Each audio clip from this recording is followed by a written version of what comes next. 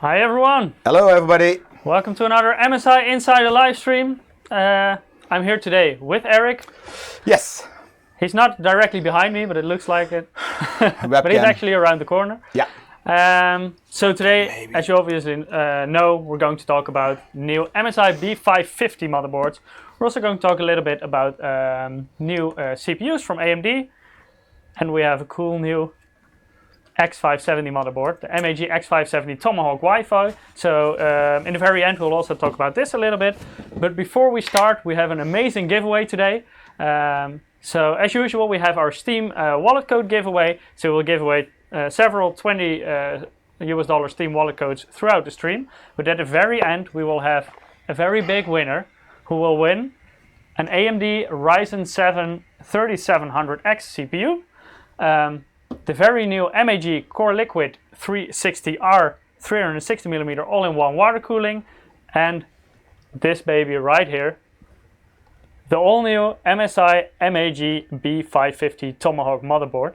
Maybe let's show it up close so people can see it properly. Oh, yeah. You can win this today with a very nice CPU and water cooler. I see many people in chat want this, so definitely make sure to participate. But this is B550 Tomahawk. This is the B550. I already see somebody saying X570 Tomahawk. No, you can win the B5. You can win the B550 today, but we will show you the X570 as well and talk about it, etc. Yeah. So to participate in the giveaway, go to msi.com/2/insider. There you can find a link to Gleam. Here you can participate several actions. The more actions you perform, the bigger chance you will have to win. The entry for the giveaway is for both the $20 Steam wallet code giveaway, as well as at the very end the big giveaway where one person will win all the components. So we'll win the CPU, the liquid cooling and the motherboard. Yeah, so to be clear, I think each time we need to clearly tell people what they win. Yes. And you will not get it tomorrow. I mean, there is a certain date after which we can ship the B550. Yes, also this motherboard is not on the market yet, no. So we cannot ship it right away. Yeah. Actually, we only got our samples in like Monday, right? Yes. Everything is really last moment. It was very short term, but we got a lot of samples. We don't have all our B550 motherboards, but we have many. Let me quickly count. We have 7 of them here today that we will show you. And of course we have our X570 motherboard, so I'm completely surrounded by motherboards right now. And I'm not, which means they don't want me to damage things, because I always take things apart. You thought the coronavirus was the reason that you were sitting there? No, I know the real reason. Okay. Because last week I was told the notebook I took apart several live streams ago, it was quite noisy when they put it back together. I think you've destroyed multiple things. I remember we had a QB live stream a while ago. Yeah. And I think you also took that apart. Yep. And then it was assembled again and it didn't work anymore. So always be careful. That one's really dead. Like damaged, destroyed, killed. What did you do? Did you stand on it? Let's say it was the first disassembly I did. Didn't work out? No. People are asking for the Gleam link in chat. Maybe you can also put in the exclamation mark giveaway, then the bot will also spam it directly in the chat, at least on YouTube and Twitch. Is that giveaway with a dash? It will be visible in the chat then. I'm not sure about the other platforms. Without I think without a dash in between. Yes. Yeah, like that. So it should be there as well.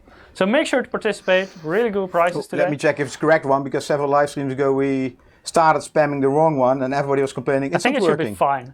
I replaced the link, so it should be okay. Okay, so let's start. If you have any questions, put them in the chat. We try to keep up, but it's going really fast. And yeah, let's first talk about B550. Yeah, it's quite... Well, maybe let's first talk about the new CPUs that AMD launched already, actually. So we have in the Matisse lineup, so the 3rd gen AMD Ryzen processors, we already had several Ryzen 5, 7 and 9 CPUs, and now AMD also released their more entry-level models, 2 Ryzen 3 models to be exact. So they're the Ryzen 3 2100 and the Ryzen 3 3300X. So here you can see them in the overview. Let me move to the side a little bit so you can all see it properly. I'm going to fix some things because Edwin is saying that MSI retweet is not working. Okay, maybe in the background people can fix that for us. Yeah, That's me. I'm the background here, You're right? the background today, good. Yeah, so new CPUs. Before this, in at least most parts of the world, the Ryzen 5 3600 was the most entry-level 3rd gen Ryzen CPU that you can buy right now. I know in some Asian regions, I believe there's also the 3500X. But now worldwide, they also released the Ryzen 3 3100 and 3300X. So both these CPUs are quad-core processors. Both of them support simultaneous multi-threading, which means every core has 2 threads. So with quad-core, you get 8 threads in total. So yeah, that's 2 cores less than, for example, the Ryzen 5 3600, but they still have quite high clock speeds. So this means that they're still pretty fast CPUs. And this also, if we take a look at the benchmarks, for example, what we can also see, we borrowed these results from Hardware Info, Dutch media, that extensively tested these CPUs also against other models, for example, from the 2nd generation, but also compared to the Intel Core i5. In the graph on the left, you can see the gaming performance on average. So they tested a bunch of games, they added up all the results, and they divided them through the number of games they tested. So here you see the average FPS in all those games. I believe this is in 1080p. So as you can see, they're for gaming, they're pretty good CPUs. So most games, they cannot utilize all cores. For example, if you have a Ryzen 9 with 16 cores, cheers. If you have a Ryzen 9 with 16 cores, then the game will not actually benefit from all cores in that CPU. So that's why you see that in gaming, the benefit of having more cores is not as big as it is in, for example, rendering. So that's why you can see that even a quad-core processor nowadays can get pretty good gaming results. And it's actually not too far off the Ryzen 5 3600 here. And you can also see that they're clearly faster than the Ryzen 5 2600 from the previous generation, which is actually a 6-core processor. But because so this is a very interesting model if you look at price performance. Yeah, actually not too long ago, like basically before the Ryzen era, the maximum number of cores on the mainstream platform was 4 with simultaneous multi-threading on AMD or hyper-threading on Intel. You actually had on quite high end in the mainstream platform, you just had 4 cores, 8 threads. Now you get that on basically the most entry-level CPUs in the 3rd gen Ryzen lineup. In the graph on the right, you can also see the streaming performance. So for this test, Hardware Info ran the F1 2019 game, but together with gaming, they also encoded a live stream in OBS on that CPU. So here you can see the result of the frame rate in the game while also encoding on a live stream. Here you can see that, of course, the Ryzen 5 CPUs have a slight advantage because if you're going to do multiple things simultaneously, like encoding, then you will, of course, benefit more from those extra cores. But still pretty decent result, not too far off the Ryzen 5 2600, which is, of course, a 6-core CPU. Then they also tested... I'm trying to keep up with the chat, but it's... Yeah, the chat is really fast today, so I apologize if I miss everything in here. I saw a lot of people said hi, well, hello. I also saw someone who was asking, can we go for the... If I win, can I go for the 240R instead of the 360R because it doesn't fit in my case? We will have to check that. So if the winner doesn't have a case that fits this the radiator... The 360R is actually overkill for this. Yes, but the cool thing is about B550 and the 3700X, you can overclock with it. And if you're going to do that, then of course you want the best cooling possible. But yeah, we will look into that. So is this the 360R you took apart last week? No, I didn't take a 360 apart. I took the 240 apart. Oh, okay, yeah. So yeah, this one is... that was why everything was wet. Yeah, everything was wet, exactly. Yeah, so let's also take a look at the Cinebench performance of these new Ryzen 3 processors. And this is where you can really see the difference between a 6-core CPU and a 4-core CPU. So in a single-threaded performance, you see that the 3300X compared to the 3600X, they're pretty much identical in terms of clock speed. So you see the single-core performance is almost identical. They're, of course, based on the same architecture, but in multi-threaded, there you really see the difference with the 6-core CPU.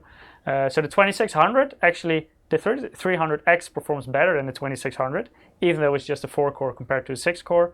That's of course because of the new Zen 2 architecture in these CPUs.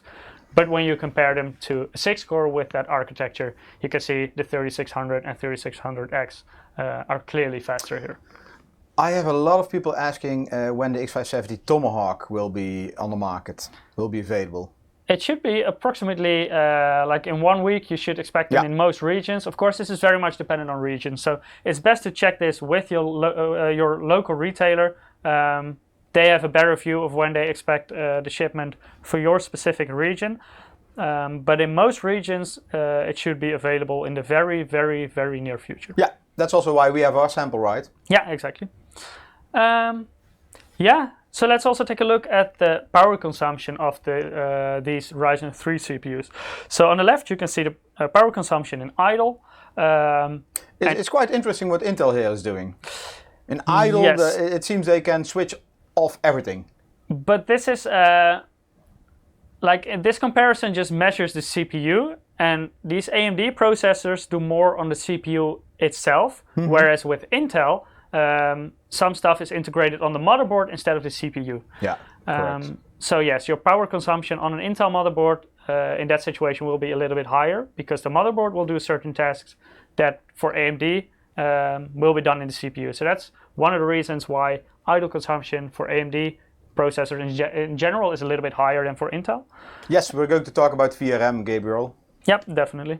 And if we take a look at the power consumption in load, you can see that they're pretty efficient CPUs.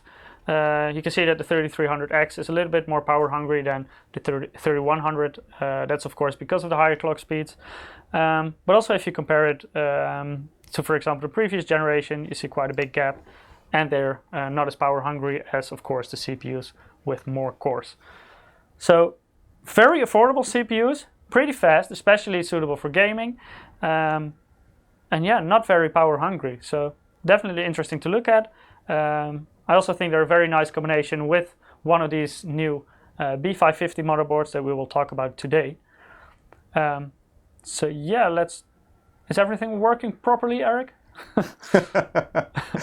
I'm playing around with stuff. I see Eric is breaking everything in the background.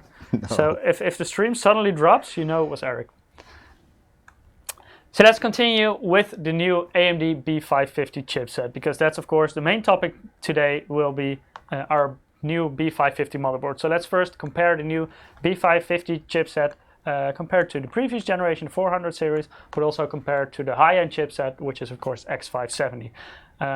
So if we take a look at the current generations that are currently in the market, so in the very entry level, we still have A320. On this chipset, you cannot overclock, which you can do on all AMD B series chipsets. So you could also do that on B450 already. That's the same with B550. It still has overclocking capabilities. When you compare the 400 series to the 500 series, so B450 compared to B550, you can see that the PCI-express generation with the lanes from the CPU goes from PCI-express 3.0 to PCI-express 4.0. Of course, you do need a CPU that supports this. So with a 3rd gen Ryzen CPU, so Matisse CPU, you can run PCI-express Gen 4, but also the PCI-express from the chipset is no longer PCI-express 2.0, but is now PCI-express 3.0. And there you can also see the difference with the high-end X570, because X570 offers 4.0 on both CPU lanes and chipset lanes. Yeah, but you will have to ask, I mean, this is a mainstream platform, not a high-end platform. And if you have PCI-express Gen 4 on the first VGA slot and one of the M.2 slots, it should be, for most people, more than enough. And that's basically what it means, because the PCI-express lanes that come from the CPU go to the first PCI-express slot, where you usually put your graphics card, and the first M.2 slot, where you usually put your boot SSD. Yeah? Yeah, I see a lot of questions in the chat about pricing. We didn't know yet if we were allowed to talk about pricing, but AMD because these motherboards are not yet on the market. Martijn from AMD just texted me, we can show them. So now we just need to find them, Michiel. I should be able to find them on my phone later on. Okay. So we don't have a slide prepared for this. Well, because not on the old PPT? No. Okay, okay. But we can mention a little bit. Yeah. I also see, so release dates, we cannot talk about that. Can It we? will not be too long. No. Let's say it like that. Otherwise we were not talking about it. Yep. So you can expect them on the market relatively I have soon. people asking about the giveaway, so I will put the link in the chat again. Okay. Yeah, so make sure to participate there. We have a very cool prize at the end, so definitely worth it. Actually, we did this a couple of live streams ago, and Yes, the with positives were C49. the comments were quite positive. And then our contact person said, "Hey, let's do this again." So, and now include the CPU. So we're really happy. Yeah, so we actually did this with a Z490 live stream, where we gave away a Z490 motherboard and this the MAG Core Liquid 360R water cooling. But today we're giving away liquid cooling, motherboard, and a CPU. Yeah. So also thank you for AMD for providing this Ryzen 7 3700X CPU. I'm very Did sure they do that this? That? I mean, maybe it's your CPU. Yeah, I think it's definitely worth to win this. Yeah, so let's talk about those motherboards. I see in chat, where is B550 ITX? It's right here. Yes. So we'll talk about that later. Where's the link? You're on YouTube, so the bot should be scroll a little on bit YouTube. Scroll a to little the bit top. up, and otherwise go to msi.com/2/insider. So yeah, we talked about the different chipsets and what the differences are compared to the previous generation and compared to the other chipsets that you can buy right now. So also like the A320, for example. I see already somebody is saying it's available in Canada, the X570 Tomahawk. And Yeah. like what we said before, because a lot of people are asking the same question, X570 Tomahawk should be available around this time. And this always differs a little bit per region, because for some regions it takes longer to ship, of course, because of the distance.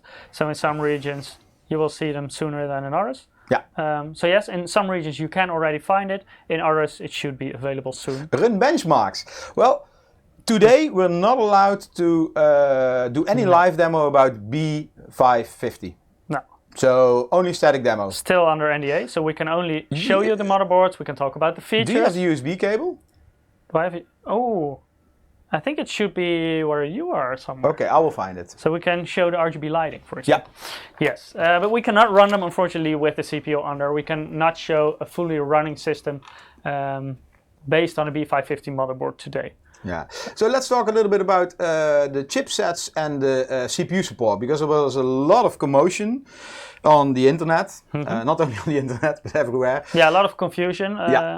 So AMD always said we have the AM4 socket, and this one will be supported for like I think they said 4 years until 2020, and then with the release of Cheers, Eric. Sorry? Cheers. Yes. With the release of B, it looks like we're sponsored, but we're not. We should be. Maybe next week Pepsi? No. Yeah. Well.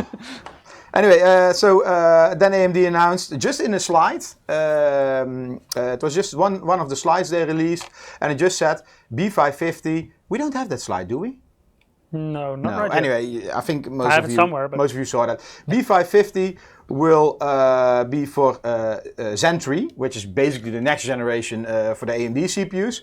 So not to confuse with 3rd gen Ryzen, because Zen 3 is the architecture and the 3rd gen Ryzen is based on the Zen 2 architecture. Yeah, indeed. And then it would not be supported on B450. So the whole community, everybody, had a discussion about it, and I think AMD listened really good to the community, and they decided to open this up for B450 motherboards.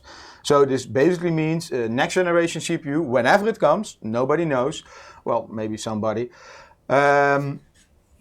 It will also run on B450 motherboards. But like what we already had before in our live streams, we talk about compatibility. It all has to do with BIOS size. So because when you flash for the Zen 3 CPU, you cannot flash back. So this is a very sensitive topic because and on some models this means that if you flash the BIOS for the new generation, that you will lose support for the old generation. Yes. And this is dependent on model. So Eric already mentioned it, BIOS size. If you have a larger BIOS, you can support more generations simultaneously. But if you have a smaller BIOS size, you have to make choices. And sometimes you have to drop support for older generations to be able to support the newer generations. Yeah, I think if you want to have a more detailed description or discussion about this problem, maybe go look for our X570 live stream. There we go in depth about how the BIOS size works, what kind of influence it, what kind of CPUs. But this table, this is from the AMD website, also shows compatibility. And on the right side you see future AMD Ryzen desktop processors with the Zen 3 architecture compatible with. So it says X570, clear, B550. So everybody saved there. And then also, which they opened up after all the feedback, X470 and B450. But this with a selective BIOS, a beta BIOS update needed. So with our max mainboards, this is no problem at all. But if you have some other mainboards, it will be quite tricky because most of them have only a 16 megabyte BIOS. Like what Michiel said, you will drop some support for all the CPUs. And also, for example, you have a toned down version of the BIOS. So instead of the full Click size. BIOS, we have Click BIOS Lite, where the graphical interface is simplified a little bit to save some space in the BIOS file. This is not a problem on the Max models, like Eric already mentioned. They have a bigger BIOS size than the regular B450 and X470 models. Kill is asking, what about the 5 meter distance? Well, I'm virtually here. I'm on a different location. So yes. We're around 5 meters apart from each other, and Eric is actually around the corner from me. So it should be safe. Don't sneeze in my direction, please. No. Yeah, and I think one of the benefits, most of the MSI B450 and also some, I don't want to say most, but some of the X470 motherboards, they have the flyers of the Flash BIOS button. Flash BIOS button, indeed. I can actually show it up close. So okay. See what it is. So it's a button right there. Yeah, so it's a button on a motherboard, which basically means you can flash your motherboard. No need to have your CPU inside. You just put in a USB key with the BIOS on there. You power on the mainboard and you can flash the BIOS. So this the benefit of this is that you can flash a BIOS to Zen 3, but also back, because you don't need the CPU. And the problem what AMD is describing that you cannot flash back is because if you have a Zen 3 CPU on a B450, you cannot flash back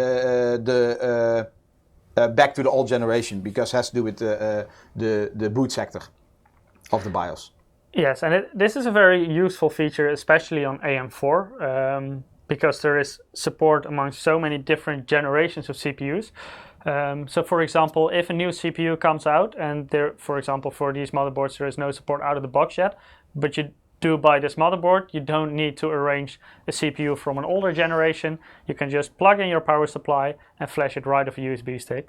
So that makes your life a lot easier, because in the past sometimes when you wanted to flash your BIOS, first you had to arrange a CPU from the previous generation that was already supported by your motherboard, then flash the BIOS and then put in the CPU from the new generation. So with the flash BIOS button, that's a lot easier. And it's actually on all B550 models right here. I want to answer some questions in the chat, but it's really going fast. Let me try to scroll back. I saw a lot of good questions. Will the future motherboards have a 32 megabyte BIOS? Michiel? Yes, all B550 motherboards right here also have a 32 megabyte BIOS. And also all X570 motherboards that are already available all have and for the future, I mean, after B550, we cannot comment because we don't know. And maybe in the far future, you need to go to a 64 megabyte BIOS, because you need, the BIOS, basically it holds all the code to boot, for the memory support, but also the graphical interface. So if you have a fancy BIOS with all the graphics, it's in there. RAID support, LAN, all those things are in there. And maybe if there's something fancy coming out, like some vendors have a high resolution BIOS. So like 4K or 1080p, all takes more size. And also depends on what AMD does, for example, in the future. If they decide to support multiple generations on one socket, like they do with AM4, Then of course you need more space because you need to be able to support more CPUs than you would when you have one CPU generation on one socket.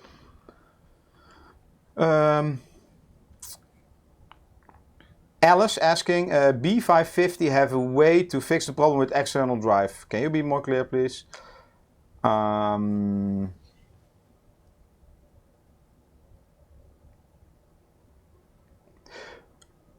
Will the B550 support AM5 socket in the future? We don't know. No idea. That really depends on what AMD will do with future sockets. Yeah. Maybe they will go to something completely different. Maybe it will be approximately the same, so that there can be compatibility. We really don't know at this point. So this is really dependent on AMD, what they do with their future CPUs and future sockets. Yeah, I have Halil asking what are the X570 options for a 10 gigabit LAN. Please check our X570 live stream. From top of my head, Godlike for sure with a separate add-in card that comes included in the box, and the X570 Creation has it on board. Okay, so I think this is about compatibility. If you have any questions, just let us know in the chat. Chat is so fast it's hard to read the questions. Yes.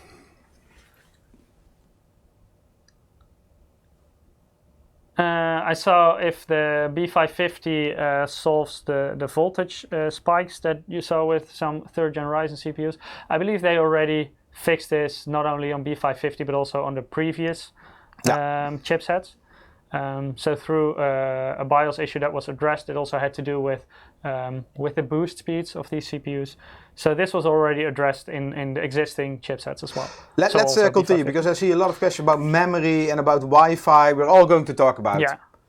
Let's start with VRM. Yeah, I already saw some questions about this in chat. VRM is, of course, a very important topic for B550 motherboards, and that is, of course, because of the... Maybe show some motherboard. Yeah. So in this example, we see, for example, the MPG B550 Gaming Carbon Wi-Fi. So I have it right here. And of course, the VRM on this generation motherboards is very important because the AMD 3rd gen AMD Ryzen processors go all the way up to 16 cores. And of course, a 16-core CPU is a lot more power hungry than a 4-core, 6-core, and 8-core. So VRM design also on B550 extremely important, and on B550 you can overclock your CPU, and then of course it also becomes increasingly important. I just got my cable from our RGB here for later on. Do you also have a USB extension cable, Eric? Can you search for that as well? What? A USB extension cable, so I have space to connect it. Yeah, so the VRM design. It's a little bit hard to show this. Okay, you get my slide back? I just asked you to do 10 things simultaneously, I know. Yeah. Here. Yeah, so if we take the Gaming Carbon Wi-Fi model as an example, this model has a 12-phase VRM with 60 amp power stages. So this is, especially for mainstream chipset like B550, this is a very strong VRM design. Also remains very cool. So even if you want to run, for example, a 3950X, which is a very high-end 16-core CPU, you can also do that on this B550 motherboard. Of course, it depends per model. So the VRM design is not the same on all models. So where you can, for example, easily overclock even a Ryzen 9 CPU on the Gaming Carbon Wi-Fi. This is maybe not possible on one of the more entry-level models, like the Dash A Pro I have. I'm searching stuff. So yeah, there are different ranges here in terms of VRM design. But on B550 you can go, thank you, all the way up to 12 phases with 60 amp power stages. I see some questions about price. I think we can talk about that later. Yeah. We don't have a slide for that, unfortunately, but we can talk about it. Is Mortar going to be available in the US? I believe so, yes. I don't know why not. Oh man, it's so hard to read the questions. Just continue, I will keep track of the questions. Try to keep track. What also helps with the VRM, and for example with VRM temperatures... I will put the link again in the chat. Yeah, is the PCB. So Now. we use a special type of PCB with 2-ounce copper in there. So it means there's more copper in the PCB, and this also helps with heat dissipation. So if you have the same VRM design on 1-ounce copper PCB, for example, your temperature will be higher than when you have it on a PCB with 2-ounce copper, and this can make quite a big difference. So yeah, the 2-ounce copper PCBs, they help with cooling, but also this type of PCB is necessary to have proper signals for PCI-express Gen 4. PCI-express Gen 4 is a lot more sensitive than Gen 3, so you need to have a very clear signal. So you need to have a very good PCB with many layers. And for example, the higher end models for B550, so the MPG models, they all have a 6-layer PCB apart from the ITX. That one even has an 8-layer PCB, and that has to do with its size. And the other models have a 4-layer PCB. 2 questions. First of all, is B450 discontinued? So will this be end of life, in other words? No, this will continue. And as far as I can see, at least into 2021, yeah, we'll just continue. And what normally strategy for these kind of new entry-level, let's say mainstream level sockets are, not sockets, chipsets, I should say. Chipsets, yes. Most of the times it comes at the same price point as the previous platform, and the previous platform, like B450 now, will drop in price. But B550 is a little bit more expensive if you compare it to B450, because of course it has PCI-express Gen 4 support. Gen 4, yes. So yeah, it means PCB components, a lot of extra things which add up cost. And of course there are a lot of new technologies like 2.5 gig Wi-Fi, etc., which are on there. So especially in the beginning there will be a price gap. Later on this will be smaller, but at the same time B450 will drop in price. I also saw a question on chat, does B550 support Crossfire? Yes, it does. Yeah. Of course, not on all models, because for example the ITX model only has one PCI-express. But you have to wonder how much if it's still interesting to have Crossfire, because game support is really going down for both SLI and Crossfire.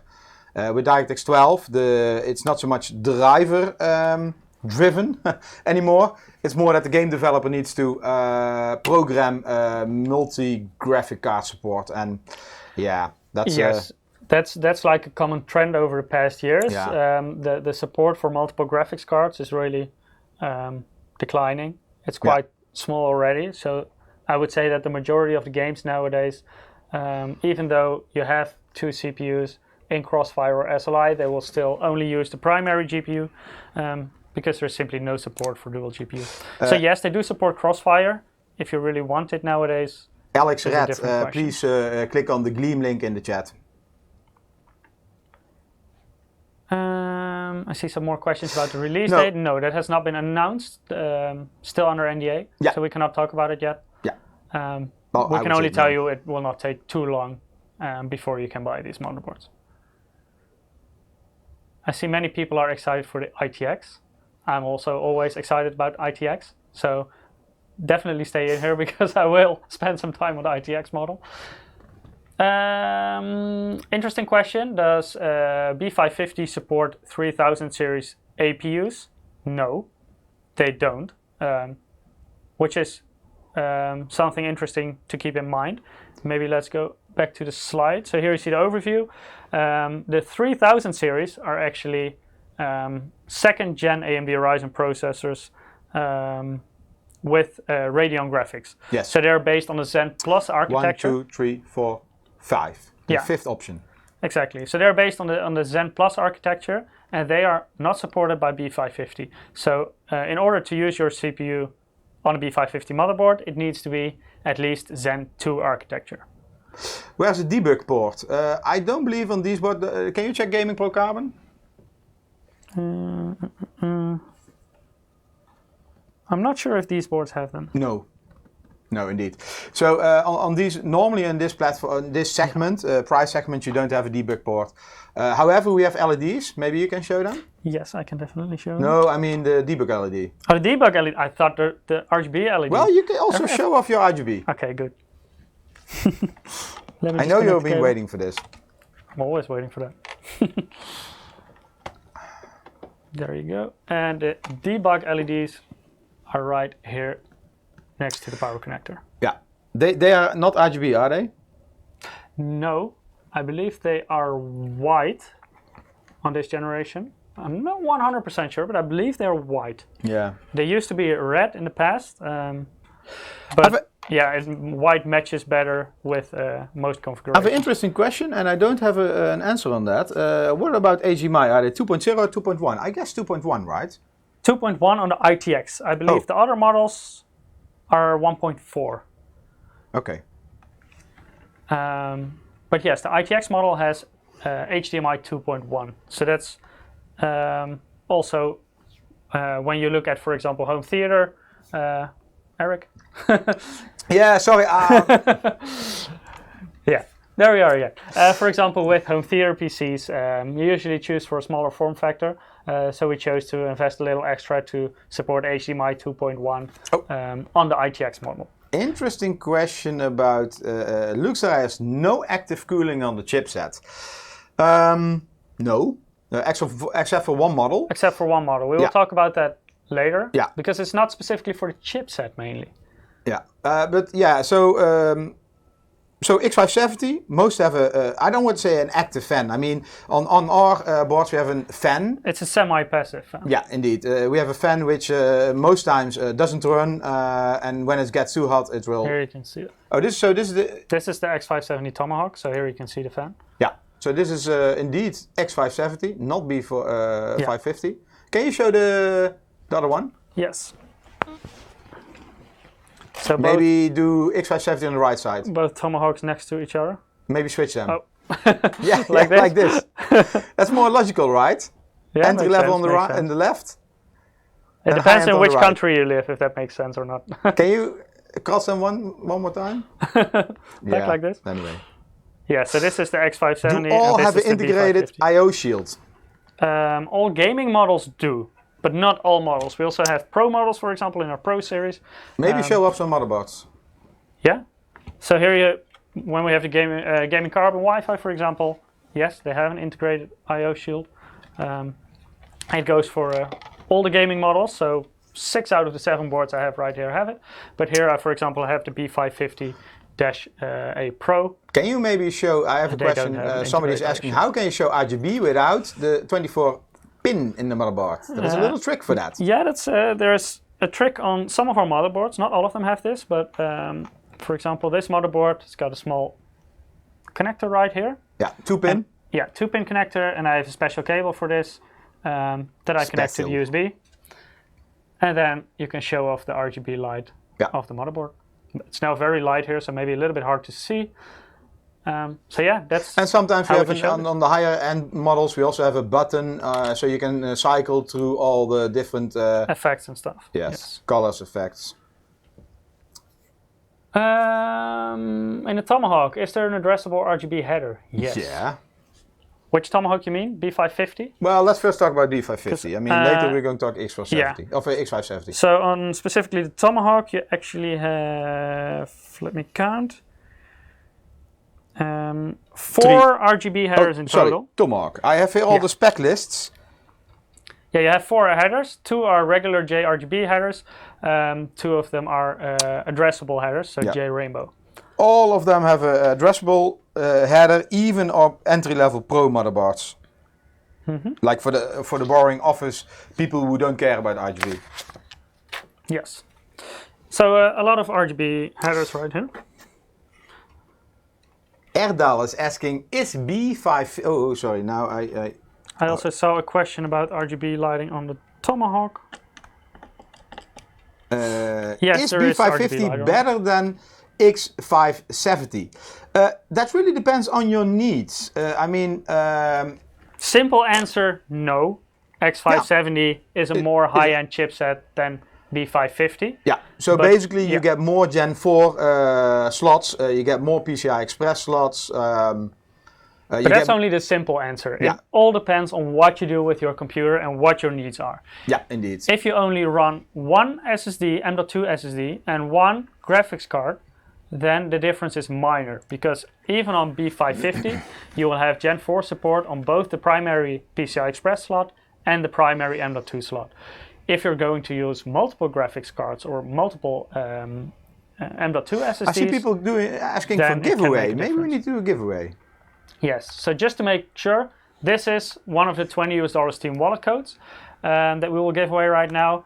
Of course, you can still sign up for a very big giveaway. At the very end of this live stream, we will give away a B550, MAG B550 Tomahawk motherboard with the Ryzen 7 3700X CPU and the very new Core Liquid 360R liquid cooling. Yeah, so the first winner for a Steam voucher is Cyril.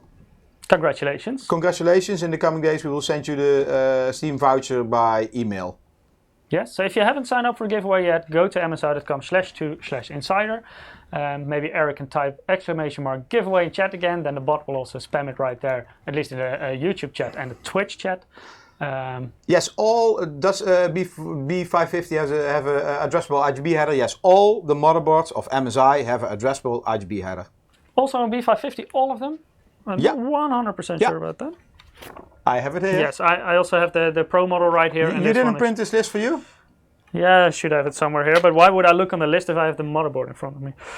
Actually, this is the B550-A Pro, so this maybe one of the more entry-level models, and this one actually also has show in the close-up even two addressable Rgb headers.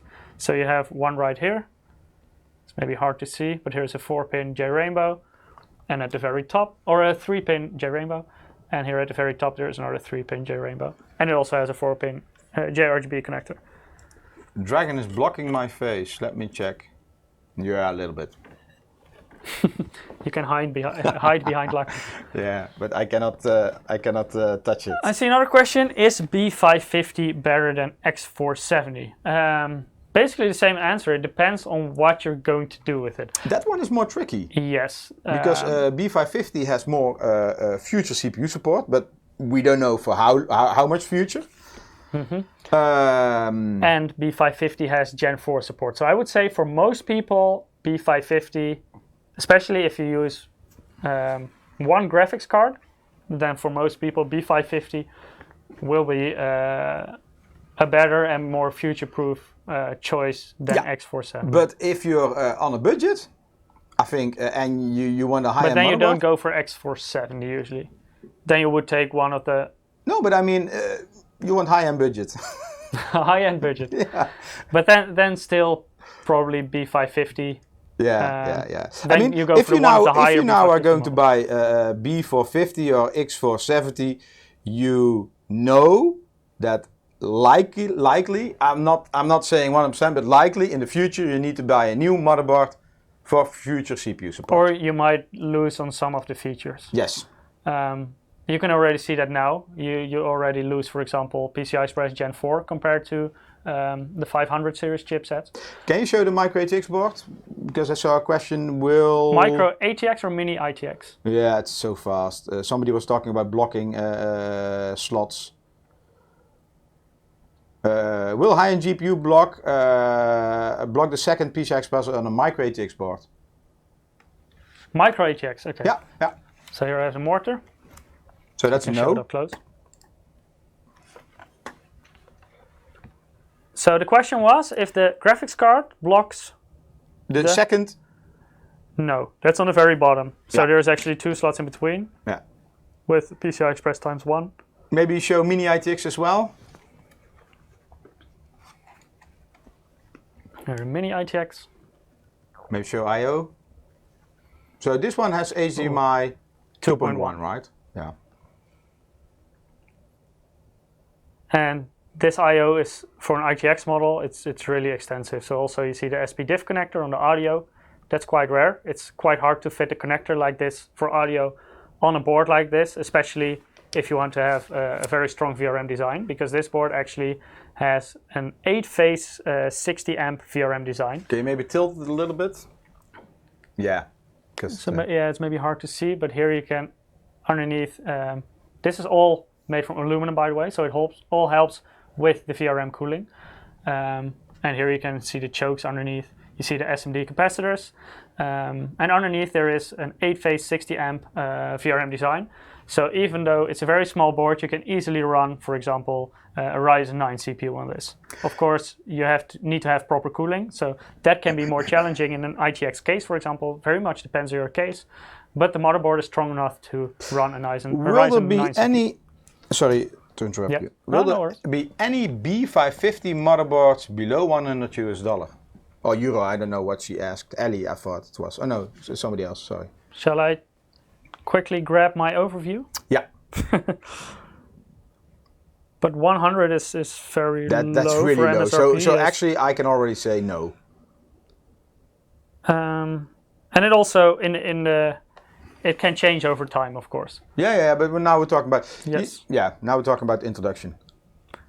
Let me see where I have the overview. Yeah, I will spam the link again. If away. No. So right now the most entry-level model has an MSRP of $119. Okay, close enough. Yeah. I mean, wait for some rebate. Yeah, and of course this is an MSRP. This is not the specifically the actual price that you will pay at your local retailer. In some regions it will be a little bit cheaper. And some this is regions including a little bit VAT, more right? Or was US dollar? This was US dollar. Oh, okay, yeah. So this is excluding VAT. So somebody would like the Red Dragon. So if you win, we will swap the CPU you can water choose. cooling You want the and motherboard for the Red 3700X or do Dragon. you want the Plushy Dragon? Yeah. But I can already tell you that the Plushy Dragon will not fit in your power socket or in your CPU socket. No. On B550.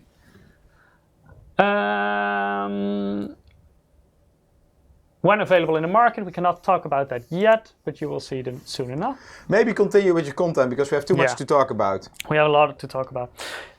So we already talked a little bit about the gaming carbon Wi-Fi. Here you see all the cooling that is applied on the motherboard. So you have a very big heatsink that is made completely from metal. You have special thermal pads, and the thermal pads are larger this generation. So they actually also cover the chokes. And because the thermal pads, there are special thermal pads with very good conductivity, but also because of the size, it's easier for the VRM to dissipate the heat to the heatsink. So on this model, if I show it up close, this is completely made out of metal. Yeah, sorry. Yeah, you're slow today. Maybe do with your teeth or something? With your teeth? My dentist insurance is not that good. Okay. So but this is all metal. Yeah. Yeah, and on this model, of course, you can also see 2x M.2 shield frozzer. Yeah, so Ssd question from a person. How many King Atanta, how many M.2 NVMe slots does B550 have? I believe most of them have Most of them have two. Yeah. Or if not all of them. Yeah. I'm not sure about all of them because I don't have all Pro models. All of them have. Yeah, all of them have two? Yeah. Okay. So all of them have two, which means one is Gen 4. Gen 4 and one is Gen 3. The top one is Gen 4. Yes, and on ITX, I believe that's the one on the front. Yeah, I'm pretty sure it's the one on the front. Yeah. Because on ITX, there is no space to have two SSDs on the front. So one, maybe we can show it up close, is on the back of the motherboard. So this is the rear of the ITX motherboard. Here you can also place one SSD. And one will be here on the front underneath the heatsink. Which one do not have 2x NVMe? They all have 2x NVMe. The only difference is that for the primary slot it is PCI-express Gen 4, and for the secondary slot it's PCI-express Gen 3. I saw the question, any micro ATX? Yes, several. I believe 5 different micro ATX models. So we have two maybe we go to detail cam again, of close-up cam. Yeah, I have 2 micro ATX models here today, but there are 3 more. There's also Bazooka and 2 Pro models, and I have the 2 Mortar models right here. Can you maybe go to the overview slide with all the models? Oh, okay, but that's quite far. So yeah, I know, but this is what people are asking about. So maybe we talk about the stack, the lineup. Yeah, I have it. Yeah, so here you see the segmentation. MEG is the enthusiast segment. We don't have any B550 models on the enthusiast segment because in this segment people choose for X570 instead of B550. In the performance segment, so the mid-range gaming segment, we have 4 different models: Gaming Carbon Wi-Fi, Gaming Edge Wi-Fi, the ITX Gaming Edge Wi-Fi, and the Gaming Plus. And then in the MAG series, Arsenal Gaming, the more entry-level gaming range, there we have Tomahawk, Mortar Wi-Fi, Mortar, and Bazooka. And today here I have the Gaming Carbon Wi-Fi, I have the Gaming Edge Wi-Fi, I have the ITX Gaming Edge Wi-Fi, I have the Tomahawk here, Mortar Wi-Fi, Mortar, and the Dash A Pro in the Pro series. Yeah, so important to notice, no top models.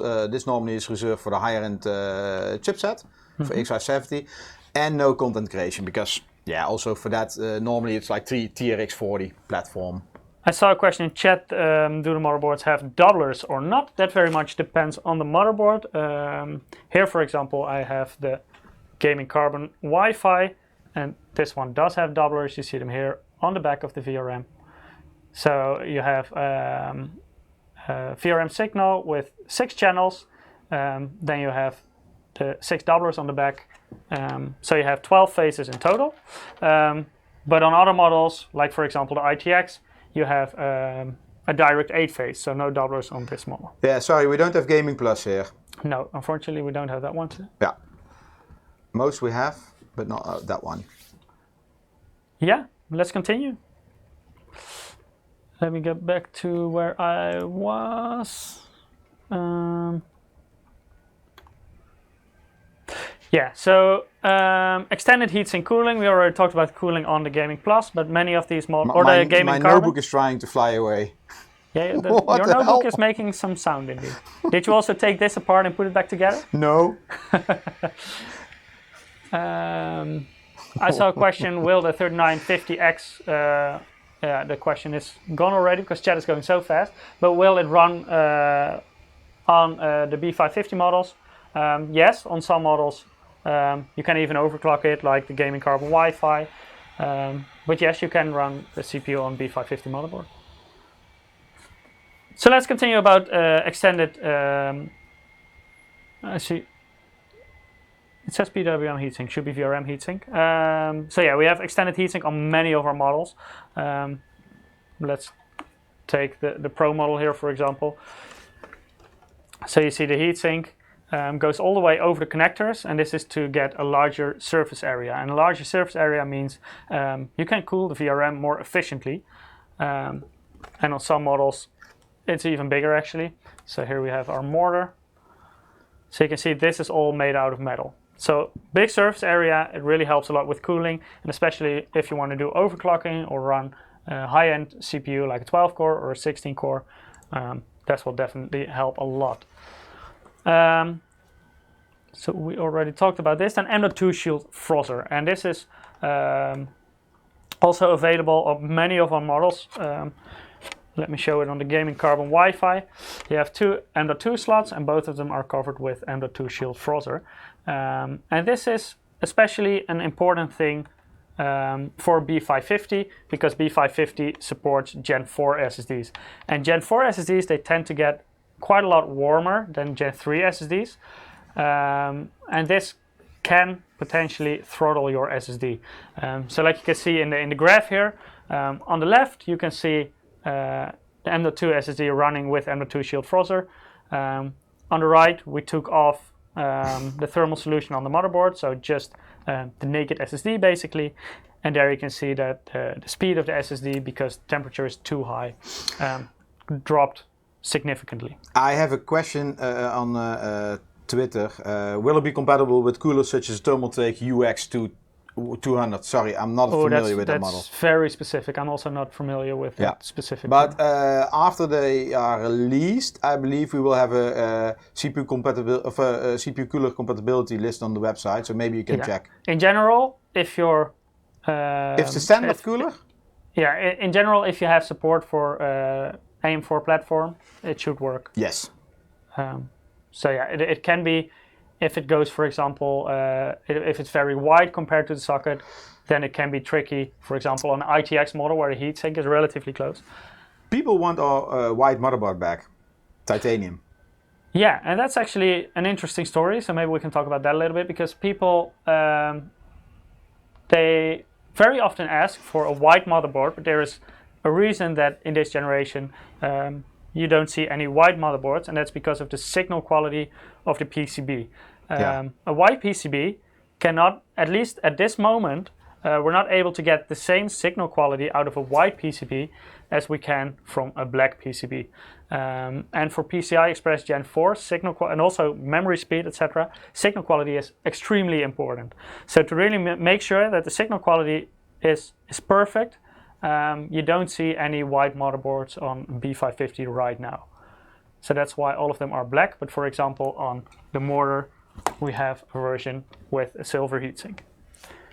But that's the reason why all PCBs on the motherboards in front of me are black. Mm-hmm. Will there only be one B550 ITX? Right now, yes. Maybe in the future more, I don't know. I'm going to draw another winner. Another Steam wallet code? Yes. Just to make clear. Yes. You talk too much. Hey, and this week, now I'm here, it's working, right? Yeah, it seems like. I'm not really sure if I trust this entry. I think you can also see why. Yeah. So maybe let's draw next winner. The 06. Oh, what? The 06. No. Oh, I see. Okay, draw another one. We don't like cheaters. Yes, that was clearly a cheater. Yeah.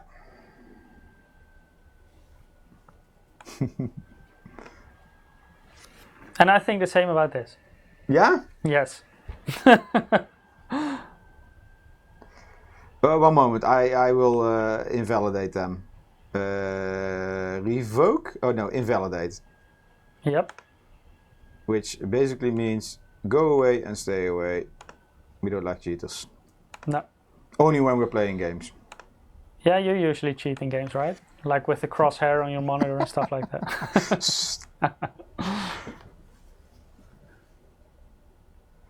Yes, okay. This looks like a valid winner. Yes. So congratulations, Dan. You also won a $20 Steam wallet code. We will email this to you in the coming days. If you haven't participated in the giveaway yet, go to msi.com/2/insider. The bot will also spam the direct link to Gleam in the chat once in a while. We will give away several $20 Steam wallet codes throughout the stream, and at the very end, one big winner will win the Ryzen 7 3700X together with an MSI MAG B550 Tomahawk motherboard and a very new MAG Core Liquid 360R water cooling. Question for you, how many fan headers are on the Mini ITX? Question for you, because you can count them. Yeah, I believe 3 from top of my head, but let me double check for you. Yes, you have 3 fan headers. My one, 3 fan headers. I can also show you where they are. MSI monitor's cheating. Maybe we can show it up close, Eric? Yes. So we have 2 fan headers right here, and there is 1 fan header right there. Yeah. So 3 fan headers in total on the Mini ITX. Did I miss the B550 Gaming Edge? I'm not sure, but here it is. Nice motherboard. Yeah. So this is the MPG B550 Gaming Edge Wi-Fi, because it's a model that comes with. Oh yeah, that's also a question. Which motherboards have Wi-Fi? I saw that several times already. All the motherboards that have Wi-Fi in the name, basically. So that's the simple answer. So maybe, yeah, okay. Okay, so gaming carbon Wi-Fi, yep. Gaming Edge Wi-Fi, the Mini ITX Gaming Edge Wi-Fi, Mortar, so Tomahawk not. No, Tomahawk does not have Wi-Fi. Mortar, we have one with Wi-Fi and one without Wi-Fi. And then we also have a B550 M Pro-VDH. That's, for example, a difference you can see between the Tomahawk on B550 that you see on top and X570 on the bottom. The X570 Tomahawk has got Wi-Fi, so that's also why it's called Tomahawk Wi-Fi. And the B550 doesn't have Wi-Fi. But it has 2 LAN connectors. Let's continue because I see people talking about PCB layers. We're also going to talk about that, right? Yeah, we actually already talked about PCB layers. Let's talk about some more about the SSD cooling. So we saw that on the, let me go back to this slide, on all B550 motherboards from MSI, there is at least one M.2 shield frozzer. So some models have two, the more higher end, like the Gaming Edge and Gaming Carbon, they have two M.2 shield frozzers. Also Tomahawk, for example. Others, they have cooling on the primary slot, but not on the secondary slot. The ITX model has got a very special M.2 cooling with the frozzer heatsink design. And the reason for this is that Gen 4 SSDs can get quite hot, and on ITX everything is very close to each other. So maybe if you show it up close, you can see that the M.2 SSD is positioned right here, so that's relatively close to the VRM and also relatively close to the CPU. So to make sure that your SSD doesn't throttle, there is a fan within the heatsink, but it's semi-passive. So if there is no need for additional cooling of your SSD, this will be completely passive. And you can also control this throughout your BIOS when you want it to spin up or not.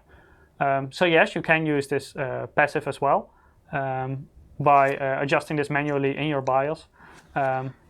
But if you need additional cooling, for example, if you use a high-end Gen 4 SSD and that generates a lot of heat, to avoid thermal throttling, you can also use it with the fan on there. I saw a question about, are all the Nvme drives of the M.2 type? So basically, yes. Because Nvme does not work on SATA. Sorry, let's go here, Michiel. So Nvme does not work on SATA, so you... They're basically two different interfaces. Nvme is based on the PCI-express interface. 3. Which one do you miss? U.2, M.2, and PCI-express. Yeah, okay, but U.2 and M.2, if they're NVMe, they're both based on PCI-express. Yeah, and then an add-in card for PCI-express. So M.2 you can also have it on SATA. It's not common nowadays anymore. Okay, yeah. Especially because NVMe SSDs, they got a lot cheaper over the past couple of years. So nowadays, a SATA SSD on M.2 is not that much cheaper anymore than NVMe SSD, and the NVMe SSD on M.2 will be way, way faster than a SATA SSD. The question about the backplate, no, these motherboards don't have a backplate. That's what you typically find in a higher price segment. That's for most models true, except for this one. On the Mini ITX, on the back of the VRM, you will find a small backplate. But that's, I think he was talking about a backplate, not a cooling strip. Like completely covering the back part. Yeah, something there's no nice. Full cover backplate. Future-proof. Nothing is future-proof. Not in technology. Yeah, eventually the support will run out, of course. What about USB headers on the ITX? That's an interesting question. It actually has quite many. So right here you have the USB 3.0 header, so 3.2 Gen 1 nowadays, so 5 gigabit per second. So that's the regular USB 3 header that you see on many motherboards nowadays. This is a very interesting header because it's a Type-C header, so this is a USB 3.2 Gen 2 header, so 10 gigabit per second, and this is for the front USB Type-C. And then there is also, right here, there is a USB 2.0 header. So you have USB 2.0, 3.0, and the Type-C header on the ITX. The chat is going so quickly, I already forgot the question. It was a good question. Saw if the B550 mortar is also available with Wi-Fi. Yes. It's available as a regular model without Wi-Fi. And this model comes with Intel Wi-Fi 6.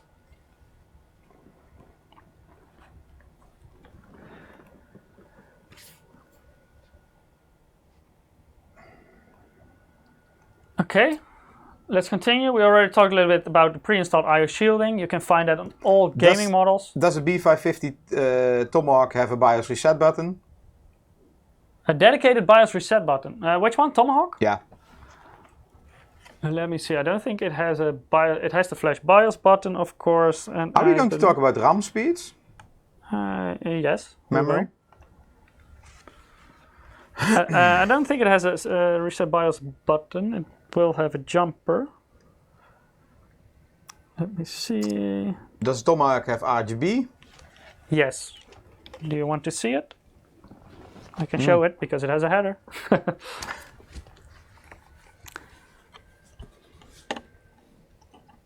Let me quickly connect it. Yeah, so right here you can see RGB Maybe, lighting on the yeah, a Tomahawk. little bit more straight, yeah.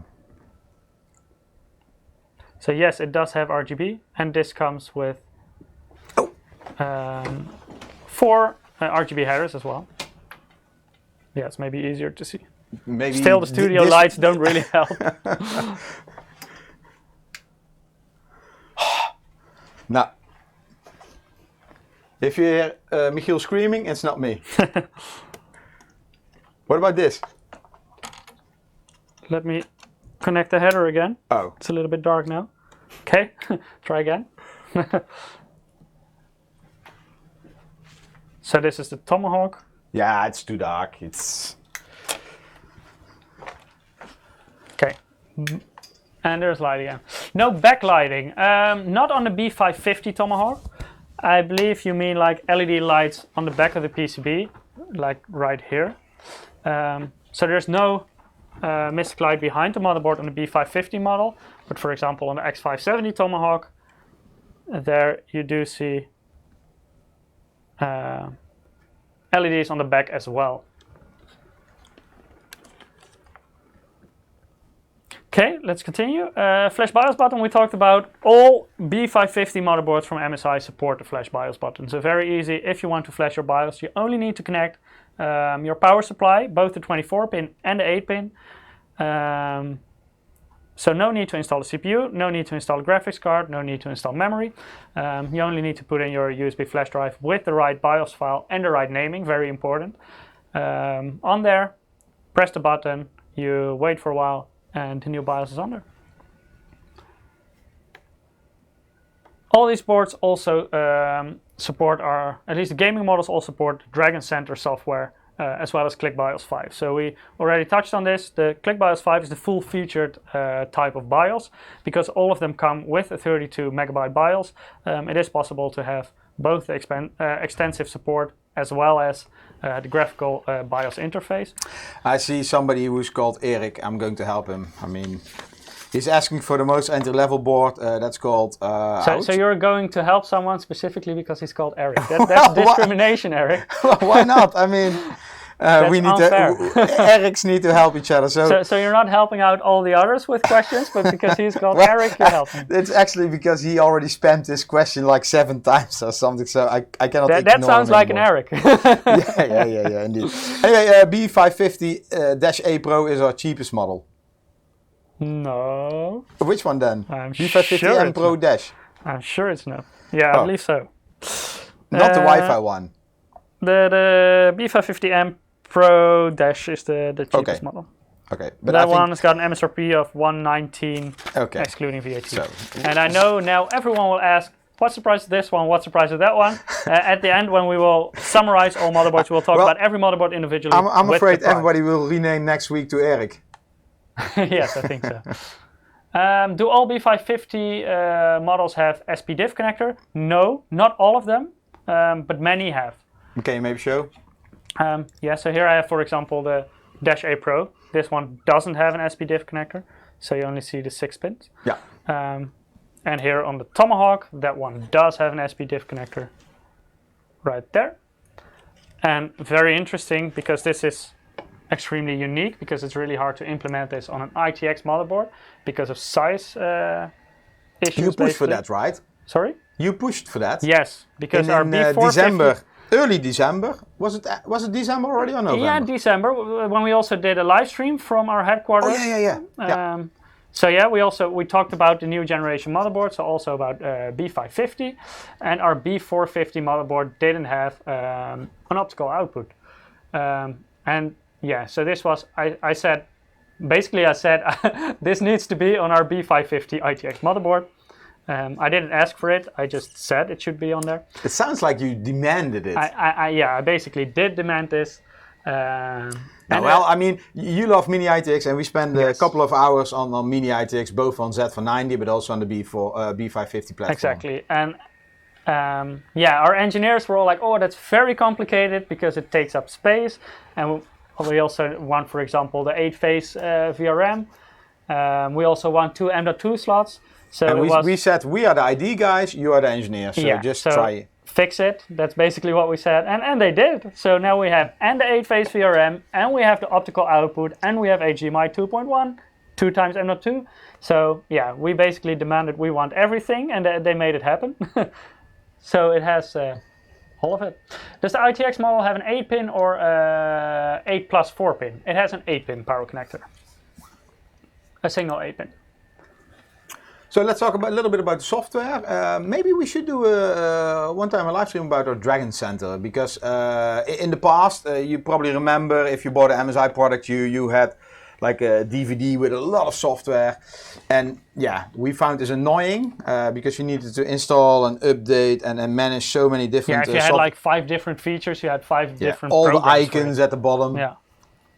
So I think about 1.5 to 2 years ago, we started integrating everything into our Dragon Center. So most of the separate applications are killed and are integrated in one software, in one program, let's say like that, from which you can control everything. And that's not only for the motherboard, but also, for example, if you're running Dragon Center on an MSI motherboard and you plug in MSI mouse, it will pop up, and then directly you can sync with Mystic Light or the RGB lights between your motherboard and a mouse. But also hardware monitoring. And so it's like an all-in-one solution, basically. Yeah. And also voice boost, that's something new. We sent out a press release, I think, on Monday. Mm-hmm. And a lot of people were asking, and voice boost is just basically AI noise cancellation for people who use microphone. A lot of people were already asking, is this the same like RTX Boost?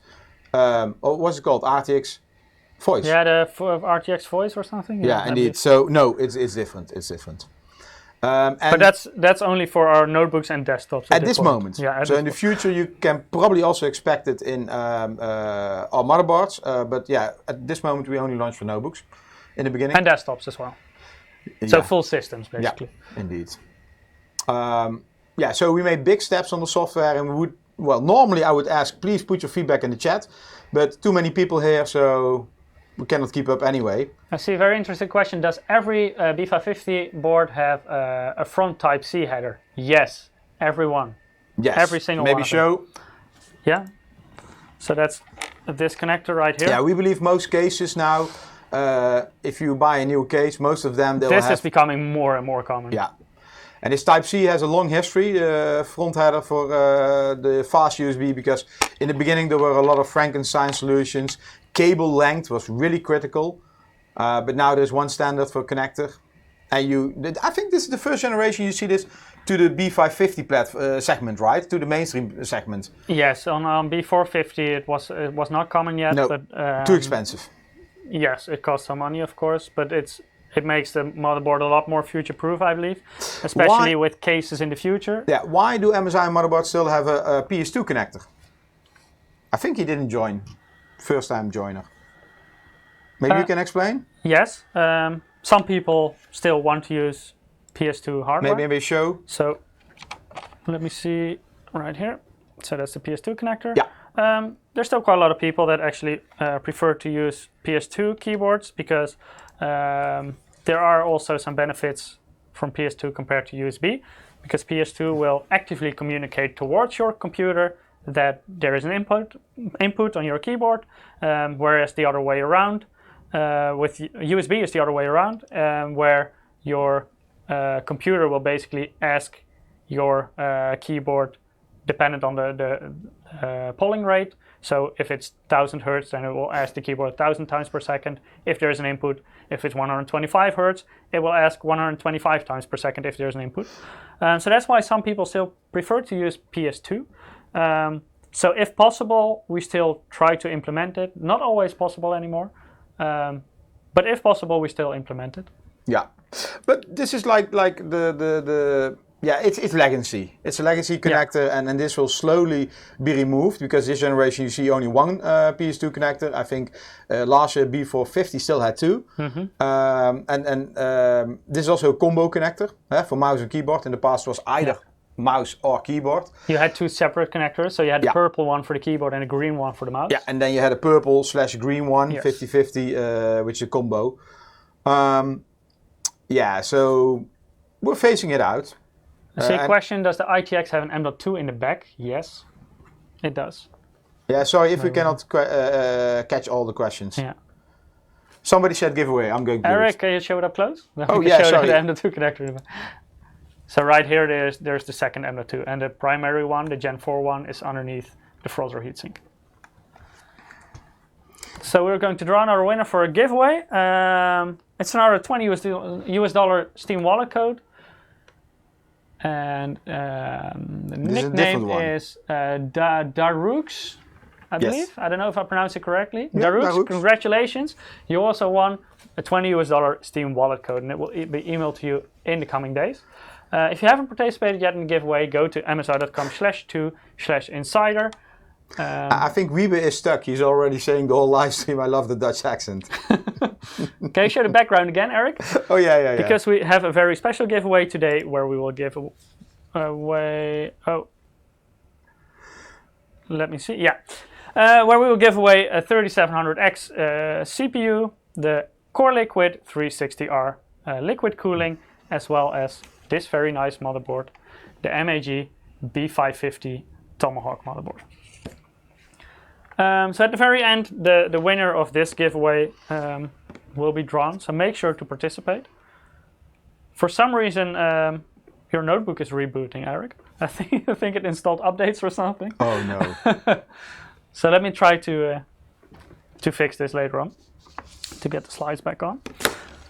Yeah, just let me know if I need to log in. No, it should be okay, it should be okay.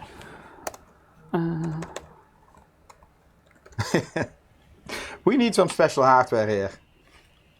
Special hardware like what? Yeah. Now, dedicated for live stream. Yeah, indeed. Yeah. I have people on on the Facebook Messenger already asking me the giveaway.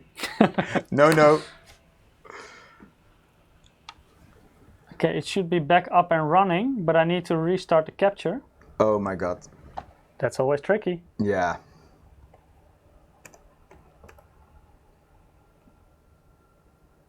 And you have the presentation?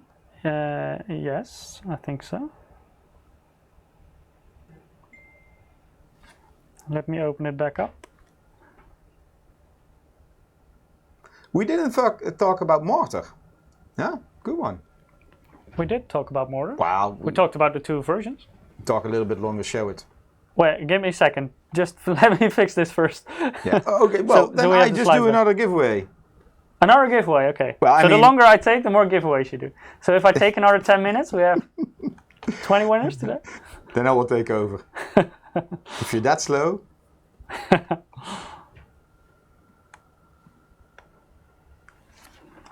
So not a cheater?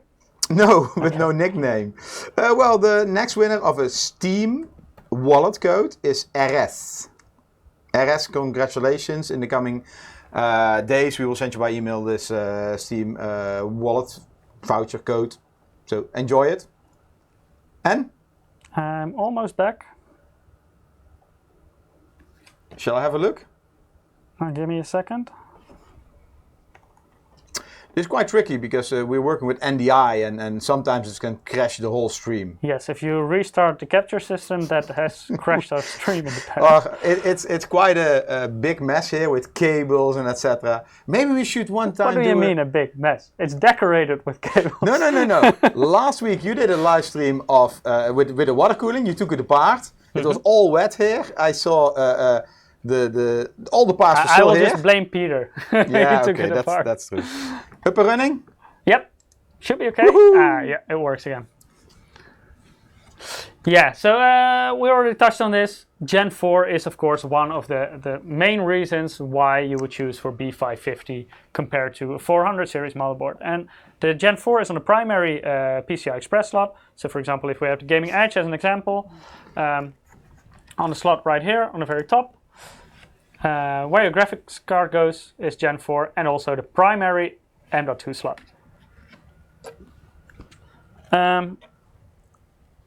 And this will give you a lot more performance on your SSD. For graphics card at this point, the PCI-express interface on Gen 3 is not yet a very big bottleneck. Well, if it has benefit, I saw some benchmarks. I think Tom's Hardware Germany. Yeah, there can be a slight difference. Oh, but Tom's Hardware, I think,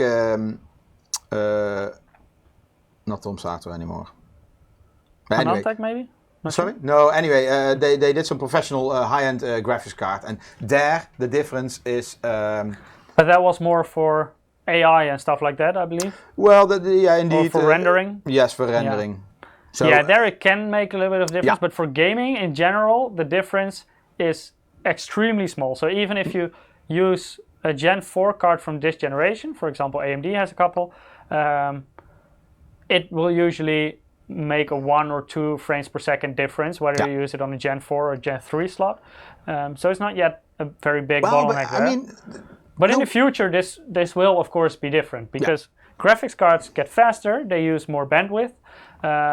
So in the future, of course, the difference between running a Gen 4 card on a Gen 4 slot or on a Gen 3 slot will become bigger and bigger. But I think storage, that's the key, yes.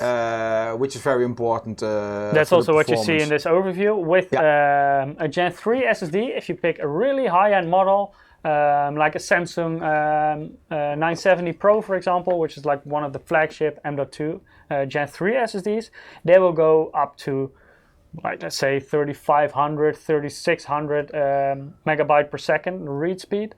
So that's basically where the bottleneck from PCI-express Gen 3 with 4 lanes comes in. With Gen 4, you can go way faster. Even the first generation Gen 4 SSDs can already do read speeds over 5000 megabytes per second. So big difference in storage. Some questions in the chat. When will the manuals be available on the website? They will be uploaded when the review date of the board arrives. And yeah, we cannot talk about it, but to answer your question, yes. Then you know. Once you will be able to buy the board, you should be able to download the manual. Yes, absolutely. Yeah, and for the rest, too many questions, I will pick another one. Someone's asking, how are the winners of the Steam cards chosen? It's at random, Beam. Random. We have a system for that, and we say draw winner, and it will automatically draw a winner from the system. And so if your name is Eric, you have benefit, right? No, because if your name is Eric, I will say it's invalid. Okay, that's true. No, don't worry. The Eric that is in chat, don't worry. You will have the same chance. We will not invalidate it if you win, but you will not have a bigger chance than ours. I saw a question, can you have a quick rundown through the ITX model? Later on, we will do a quick rundown from all the motherboards I have in front of me, so also the ITX. And of course, because the ITX is my favorite, I might spend a little bit more time on the ITX than on other models. So yeah, Gen 4 right now, PCI-express Gen 4 mostly benefits you for storage. So big difference here. And this is only the first generation of Gen 4 SSDs. So in the future, you can expect even faster speeds than 5000 megabytes per second because the interface can go quite a lot higher than this even. Then DDR4 boost technology. This is something we're very proud of on all our motherboards because our memory support in very old generations used to be very bad. So we worked on this extremely hard. I always said it sucked. Yeah, that's like the very bad. Yeah.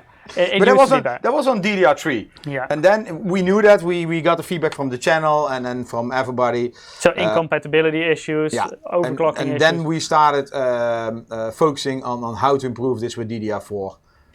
Yeah, so we spent a lot of time and a lot of effort in basically making the best DDR4 memory design available to date. And I think this is also, I mean, a lot of people are there is a lot of discussion on the internet. Hey, AMD B550 will support Zen 3, but B450 not. I mean, that was the initial story. But of course, AMD came back on this, and now they will also support B450 and X470. Yes. So a lot of people were speculating, like, the mainboard vendors, they want to sell more motherboards. Yeah, of course we do, no doubt about that. And that's why they are blocking it. No, we're blocking nothing. I mean, if we can support it, we will try to do it, of course. But if we have the tools. Yes. Because we do need BIOS. Certain microcode from AMD to be able to support certain generations of CPUs on certain motherboards. If we don't have the code for a certain chipset, we cannot support it. But the big headache is memory support, because we need to do validation. We have more than thousands of memory brands, types validated. And this means we need to test them. And if you check our live stream, I think it was from somewhere in December when we were in HU, you saw how many DIMMs these guys were testing. There is, I don't know how many people, 2 or 3 full-time testing? Yeah, I think even more. Yeah, there are more, but the ones we showed. So, the question in chat, aren't you guys getting thirsty after 1.5 hours? We have drinks right here. Yeah, don't worry about Don't worry, we don't get thirsty during I only worry about the second can. Yeah, so there are a lot of people in our headquarters dedicatedly testing all different kind of memory modules. Yeah, and each socket, each CPU, each chipset is a different combination, and this has to be tested again. And if you have a platform like everybody's complaining complaining Intel, oh, they switch each 2 years socket. Well, that also makes memory support much more easier, because if we are going to do memory testing for a new chipset on the same socket for an older CPU, maybe we make it compatible, but at the same time we break something for an older generation. So it's a lot of headache in having this all validated and tested. But we do our best. Yeah, and that's it's a lot of testing, of course, for compatibility. We also made a lot of improvements on the memory design to really get high frequencies out of this. And it depends on the exact model, how high you can go, and it depends on the number of layers that you have, stuff like that. But on B550, you can go up to 4866 megahertz for certain models. And of course, this also depends on the memory modules you're using. If you're using memory modules that cannot reach this speed, it is of course not possible. But if your memory modules can do it, there are also B550 motherboards from MSI that can do it. Yeah. So let's talk about memory speeds, because I have a question in chat. Do all motherboards support DDR4 4866? No, not all of them. I believe the most entry-level ones with a 4-layer PCB. You still have a slide about that? Or no, I don't have a slide about that, but I know this. So the 4-layer ones, like the MAG models and the Pro models, they go up to, from top of my head, 4,200 megahertz. So that's already extremely fast for DDR4.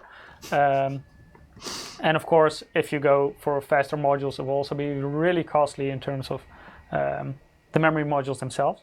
Yeah, but the higher end boards can go up to 4866. Yeah. Question about 12-volt PSUs. Which is a new type. This is developed by Intel. This is for the future platforms. We don't know. I saw somebody already released a motherboard for that, but it's extremely difficult to get a power supply for that. It's more like a technology demo. Yeah, it's something for the future. I don't know when this will be implemented. Even more, I don't know when it will be mainstream. And I don't know how we're going to do this on AMD. If this technology will also be opened up on the AMD platform, or there will be a delay of some years, or it's an open standard. So we'll have to wait for that. I also saw a question, how does the size of the micro ATX compare to the mini ITX? So let's show.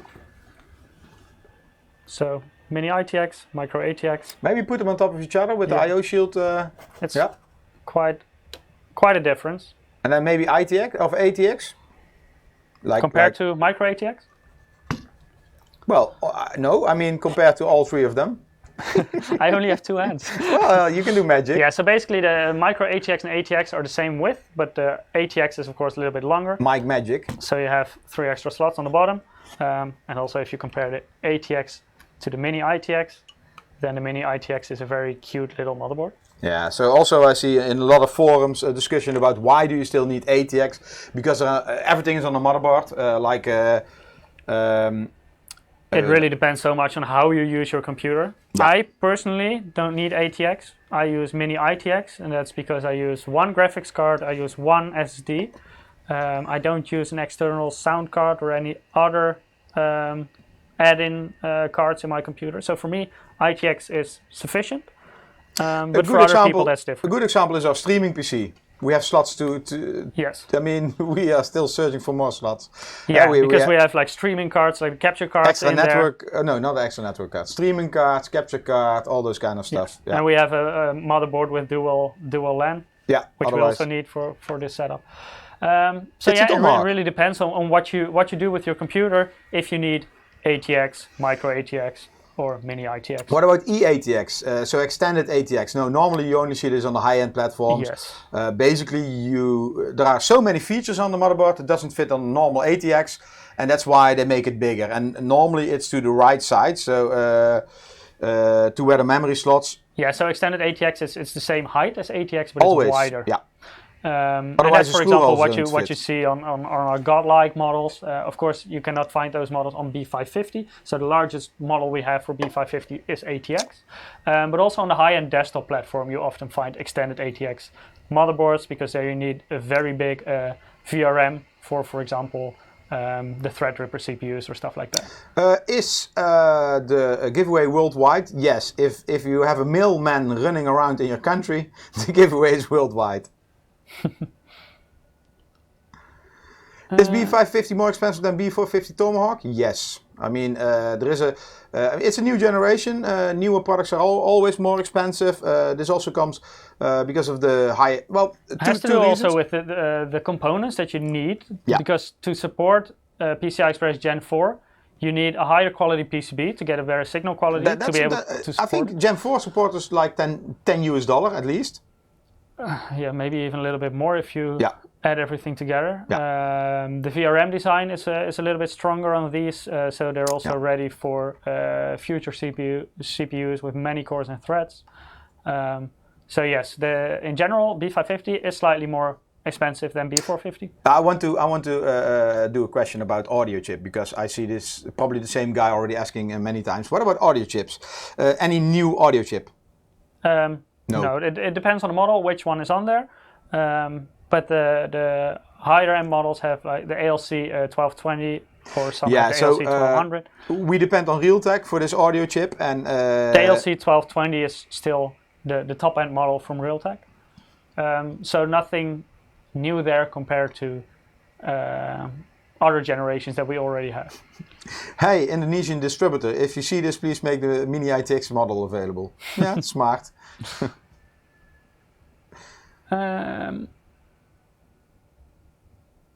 So a question about the differences in VRM between the models. Yeah, that really depends per model. So if you want to know the exact specifications for a very specific model, check out the product page. So they're well, I know. I mean, gaming carbon 12+2+1, yes. Gaming edge. But it also depends. That's in phases. And for example, I know the gaming carbon has, for example, 60 amp power stages. Yeah, some other use traditional MOSFETs. If you really are a technical nerd, then don't listen to me. Yeah, so even the one 12 phase is different than the other 12 phase because one may use traditional MOSFETs where the other one uses power stages. Any news on pre-orders today? No, we cannot talk about when these mainboards will be available, but the fact that we're talking about it today means it will not take 1 year or 1 month. 1 month maybe, we don't know. I see a question, will there be a white version of the MSI all-in-one liquid cooling? No. No plans yet. I never say but no. A good idea. I don't know, yeah, maybe in the future. We will not right now this to our PM team. You speak German? Milch? Ein bisschen. Ah. Well, Was? already gone. Okay. Any Realtek or LAN chips? Intel LAN chips. Maybe first talk about memory. You finish this. Yeah, let's first talk about memory because B550 also has a new memory triad that goes up to 5,000 megahertz even. Of course, this depends on the combination of the motherboard with the memory modules you're using. But basically, what your motherboard can do is by itself define the speed that your combination can run. So it will try it. The name already implies it. It will try the frequency that your memory can reach on that motherboard. Yeah. And this can really help you to basically increase your performance. If you're not aware that you can reach a much higher speed and run it on a slower speed instead, to basically lose out on performance. I was checking the screenshot if we didn't have any NDA information in, but we're fine. Well, perfectly fine. Next slide. Skip I also next. saw if there's a latency difference between ATX and ITX. No, not that I'm aware of. What kind of latency do you mean exactly? Maybe for memory? No. Well, depends how, I mean, if it's 2DIMM or 4DIMM. Maybe he's referring to that. Yeah, the latency itself is more dependent on how you run your memory modules, what type of modules you're using. Oh, latency can also refer to the graphics card. Of course, that's very much dependent on the graphics card you're using. But no, not a specific difference between the different motherboard sizes in terms of latency, no. Why still use the ALC 1220? Because it's already a long time on the market. Yeah, it's indeed. An extremely good audio chip. It's a good audio chip, and basically there are not a lot of innovations in the audio market. I think that's the biggest issue there. I'm not sure if it's an issue because it's a very good audio chip already. True. So there is not really any need for Realtek there's right always now. need for something better and newer. Yeah, of course, and eventually there will be an updated version as well. Yeah. But right now, ALC 1220 is still an extremely good audio chip. It's not on all models. Some, for example, use the ALC 1200, which is also a very good audio chip. So yeah, nowadays onboard audio has reached a level where, in my personal opinion, it's not necessary anymore to use a dedicated sound card. In the past I did, but will B550 support Ryzen 2000 series? No. No. Simple answer, no. Yeah. Is there a white version available? No. No. We already explained why. Yeah, so if you scroll back in the video a little bit on YouTube, you can go back in time. Can you talk about the MSRP? Yes, later we will talk about all the pricing. Yeah, when we will talk about all specific models, we will also talk about the MSRP. Michiel? Yeah. Yeah, we already got a question about the LAN. Some of the motherboards that we're using today, 6 of them to be exact, have 2.5 gigabit LAN. That's the Gaming Carbon Wi-Fi, the Gaming Edge Wi-Fi, the ITX Gaming Edge Wi-Fi, the Tomahawk, the Mortar Wi-Fi, and the Mortar. All of them have 2.5 gigabit LAN. Yeah, in some situations, you even have 2 ports, like on the Tomahawk, you also have 1 gigabit LAN. But for all the 2.5 gigabit LANs, they're Realtek chips. Yeah, that's what I want to highlight because I saw already some people talking about supposedly a bug in the Intel one. Yes. No, on our all our recent motherboards set for 90 and these B550 are using the Realtek gigabit LAN. Yeah, so you don't have to be afraid that you have a bugged LAN chip. Because, yeah, also Eric already mentioned Z490, all of them also have the Realtek chip. Same goes for all B550 boards that have 2.5 gigabit LAN. Don't use that version, but they use the Realtek 2.5 gigabit LAN. Charles, later we're going to talk about pricing. Yeah, so 2.5 gigabit LAN is getting more and more common. You see it on more and more switches, routers, stuff like that nowadays. And it's also becoming more important because internet speeds are already reaching 1 gigabit per second nowadays. And of course, it is expected that in the very near future, it will be quite common that they will exceed 1 gigabit per second. So then you basically you also see more Wi-Fi routers with 2.5 gig in yes, more and more routers, switches, NAS devices, servers.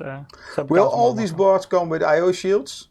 Yes, integrated I/O shields. No, not all of them. Some have them integrated. Okay. But he asked for I/O shields. That's yes. Yeah, they all come with an I/O shield. On the Pro models, they come in included in the box separately. On our gaming models, they are integrated I/O shields. Yeah, so that's Carbon, Edge, Plus. People are asking if we can speak Dutch. Yes, we can, but we're not going to do that today because then 90% of the people watching, or maybe even more, will not be able to understand us. Yeah. So let's stick to English. And Spanish. Does it support dual LAN? Depends on the motherboard. The Tomahawk, for example, maybe has, show? Yeah, 2 network ports. So yes, here you have dual LAN, but then you have, for example, the Mortar. That's single LAN. So this one only has, for example, the 2.5 gigabit LAN, and Tomahawk has got both 2.5 gigabit LAN from Realtek and 1 gigabit LAN from Intel. Yeah. When does X570 Tomahawk go on sale? Very soon. Check with your local retailer. It should be. It should be already available. Depends on where you are. If it's already available, but if it's not available yet, it should be available very, very soon. Then let's talk a little bit about Wi-Fi, because quite some of our models have got Wi-Fi support.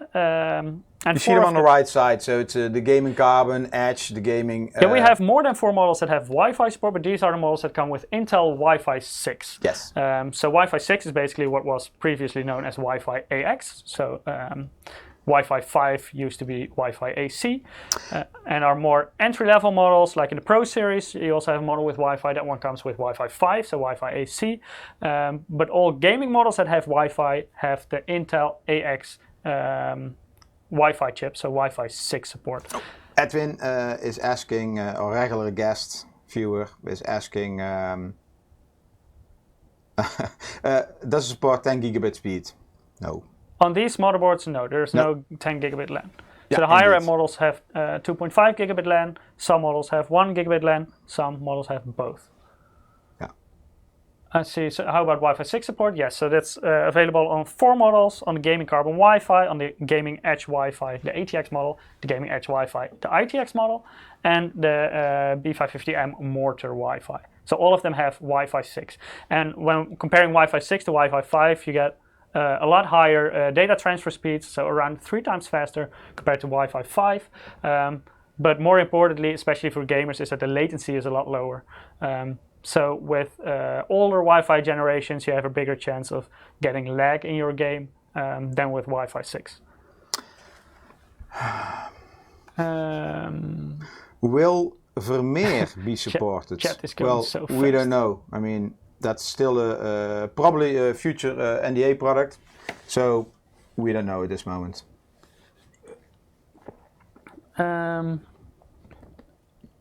But Zen 3 is. So many questions. Yeah.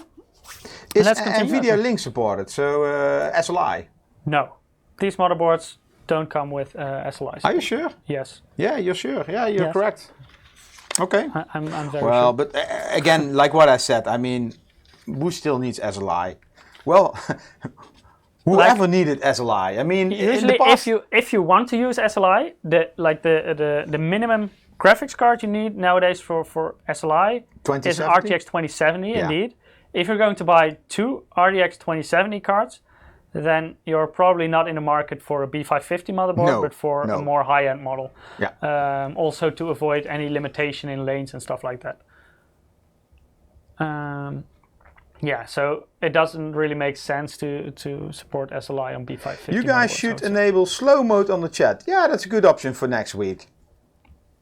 So people maybe cannot type the same message 5 times in. No, people can only do a message 1 time a minute or something.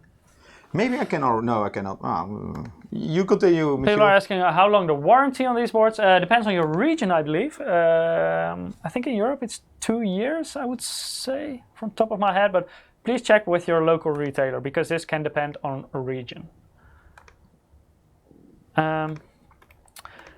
Yeah, we already touched a little bit on the front Type-C connector. I also saw some more questions in chat. So all the B550 motherboards come with a Type-C header, and they support USB 3.2 Gen 2. I have a question. 10 gigabit per second. Sorry to interrupt you. That's okay. I don't have the answer to this. T-sensor, something. T-sensor, yeah. Do B550 motherboards have a T-sensor? I know for sure that the Gaming Carbon Wi-Fi that I have in front of me does. It's right here. Moment, yes. But I don't think all of them have this. So it depends, maybe explain what a T-sensor is to everybody? Yeah, that's like the thermal sensor. You can connect a thermal sensor to this header, and then, for example, stick it to whatever temperature you want to measure. Thermal probe. Yeah, a thermal probe indeed. And you can also use that to measure the temperature of external devices. So maybe you have a hard drive of which you want to measure the temperature, stuff like that. You can connect a thermal probe to your T-sensor. Yeah, so all models which have Wi-Fi come with Bluetooth? Yes. Bluetooth 5.0? I'm not sure if that's for all Wi-Fi models, but at least the models with Wi-Fi 6, they all come with Bluetooth 5. I think Wi-Fi Bluetooth is always default in Wi-Fi. Yes, but I'm not sure if it's also Bluetooth 5 on the Wi-Fi 5 model. Yeah, that's correct. Yeah. I think it's not. But for Wi-Fi 6, yes, they all have Bluetooth 5. Okay. Then audio boost. Yeah, all our motherboards support audio boost technology. The headers that are available for audio and the audio codecs that are available on every motherboard, they can differ. But many of our models also come with the SPDIF connector. So we already talked a little bit about ITX, where this is unique, basically. I haven't seen any other B550 motherboards that have an SPDIF header. But I think that was really important to have. Also, ITX is, of course, very suitable for home theater PCs. You want to be able to connect surround sound, and some of them have HDMI, but some don't. And then you want to be able to use Toslink cable for that as well. But yes, many of our boards come with SPDIF as well. Further on, they all use high quality audio capacitors, so you really get the best audio performance from your motherboard. Mystic Light. Yeah, maybe show all the boards with Mystic Light. Oh, we only have 2. Yeah, for the ones that I can demonstrate with the header, I don't think all of them have like the demonstration header on there. I know for sure that the smaller models don't. But I can show the ones that can. So here we have the RGB lighting. Can you show up close? Oh, yeah, sorry. I was playing around with some stuff. Trying to limit the number of chats. So this is the gaming carbon Wi-Fi. It has RGB on top in the heatsink. And the heatsink is actually very nice and pretty. Yeah, we use a green screen, so green might seem a little bit here you see the reflection of the green screen, so it might disappear. And there's also RGB in the chipset heatsink. So that was the gaming carbon Wi-Fi. Then we have our gaming edge Wi-Fi, where we have no RGB lighting in the VRM heatsink here, but you do have VRM lighting in the chipset heatsink. I'm still going to try to switch off the lights. No effect at all? There we go. Yeah, a little bit. Yeah, the studio lights are still very bright. But... And then we have our Tomahawk. And another cool feature that we now have on our motherboards, we introduced this with Z490, but we also have it on B550, is that some models come with an easy LED switch, so you can just switch it off through the dip switch right here, and then the RGB lighting on the motherboard switches off completely. So there's no need to switch anything off in the BIOS or. That's something we were pushing already for like. Yeah, because not everyone likes RGB. Some people genuinely hate RGB lighting. Yeah. And we don't want that you need to install the software to switch them off. Just a small switch right here, and if you switch it, then it's off. You broke it. Yeah, so no need to install software to switch off the RGB lighting if you don't like it. No need to go to the BIOS to switch it off. So very easy to do that. No white motherboards. We already explained why. Yes. Yeah, because of the PCB signal strength. A lot of the same. Yeah, I see a lot of questions about PS2. We also talked about that. So I'm going to do another giveaway. Ooh, so this will be another $20 Steam Wallet Code giveaway, right? Yes, okay. Just be very clear. You're generous today. We've had many Steam Wallet Code giveaways, right? So our next winner of a $20 Steam Wallet Code is. Yeah, valid. Danshow045. Congratulations. You also won a $20 Steam Wallet Code. The code will be emailed to you in the coming days. If you haven't participated in the giveaway yet, go to msi.com/2/insider. Maybe Eric can get the background again. Yeah. And at the very end of the stream, we will have our big winner for today, who will win the Ryzen 7 3700X 8-core CPU with an MAG Core Liquid 360R 360mm radiator all-in-one water cooling, and this very nice MAG B550 Tomahawk motherboard. Does any of these B550 models have a backplate? No. No, there is a small backplate on the ITX model for the VRM. Yeah, but no all have 32 megabyte BIOS. Yes. what is the top range of the mini ITX? That's there is one mini ITX board at this point, which is the MPG B550 Gaming Edge. Or B550i for the ITX. We also have the regular B550, which is the ATX. How many PCB layers does it one have? Gaming Edge Wi-Fi, sorry. How many PCB layers and phases? Oh, why am I so big? The ITX. Yes. This one is an 8-layer PCB, and it also has 8 phases. And Eric is gone. It has 8 60 amp power stages, and it comes with an 8-layer PCB.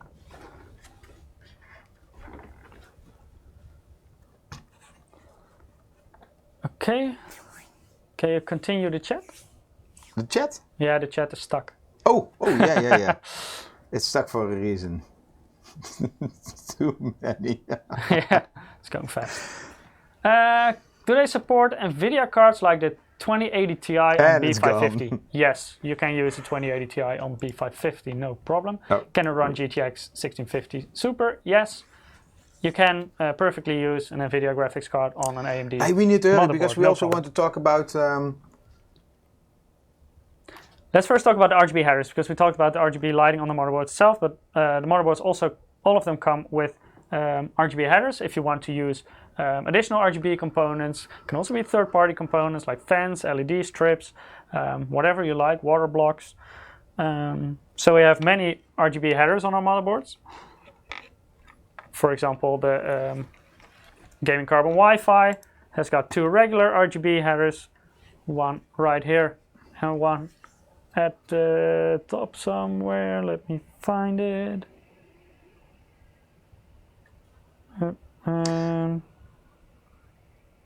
Yeah, so you have one Rgb header right here, one addressable right here, and another addressable right there on top. On Tomahawk you can find 2 regular and 2 addressable Rgb headers. So a lot of options also to connect additional Rgb components. And this is, like all our motherboards support addressable Rgb lighting. The number of headers available might differ per model, but all of them support this. So also the models in the Pro series support addressable Rgb lighting through the J-Rainbow header. Toto is asking, how can you guys work for MSI? Well, we're located in Eindhoven, so that's why. And then there is another interesting header, for example, on the Gaming Carbon Wi-Fi, there is the J Corsair Rgb header. And that one is the specific header that Corsair uses for their addressable Rgb products. Yeah, I think their system is called Link, not? The Rgb system? Yeah. Yeah, I think their software is called IQ, but I think their system, I'm not sure what like the name of their complete Anyway, we have a concept in there. Yeah. So yeah, let's do a rundown through our models. So we already shown this. Can we get the slide up? Yeah, the overview of the different segments. So we have MEG enthusiast segment. That one you will see for the higher end chipsets. For B550, we have for the gaming segment MPG, so performance gaming, and MAG, MSI Arsenal gaming. So for each of them, we have 4 different models, and then we have 3 models in our Pro series. And today we have 7 models here. So let's quickly run them all through. And let's start with the top model in our B550 range, the MPG B550 Gaming Carbon Wi-Fi. Do the mainboards are they already on our website?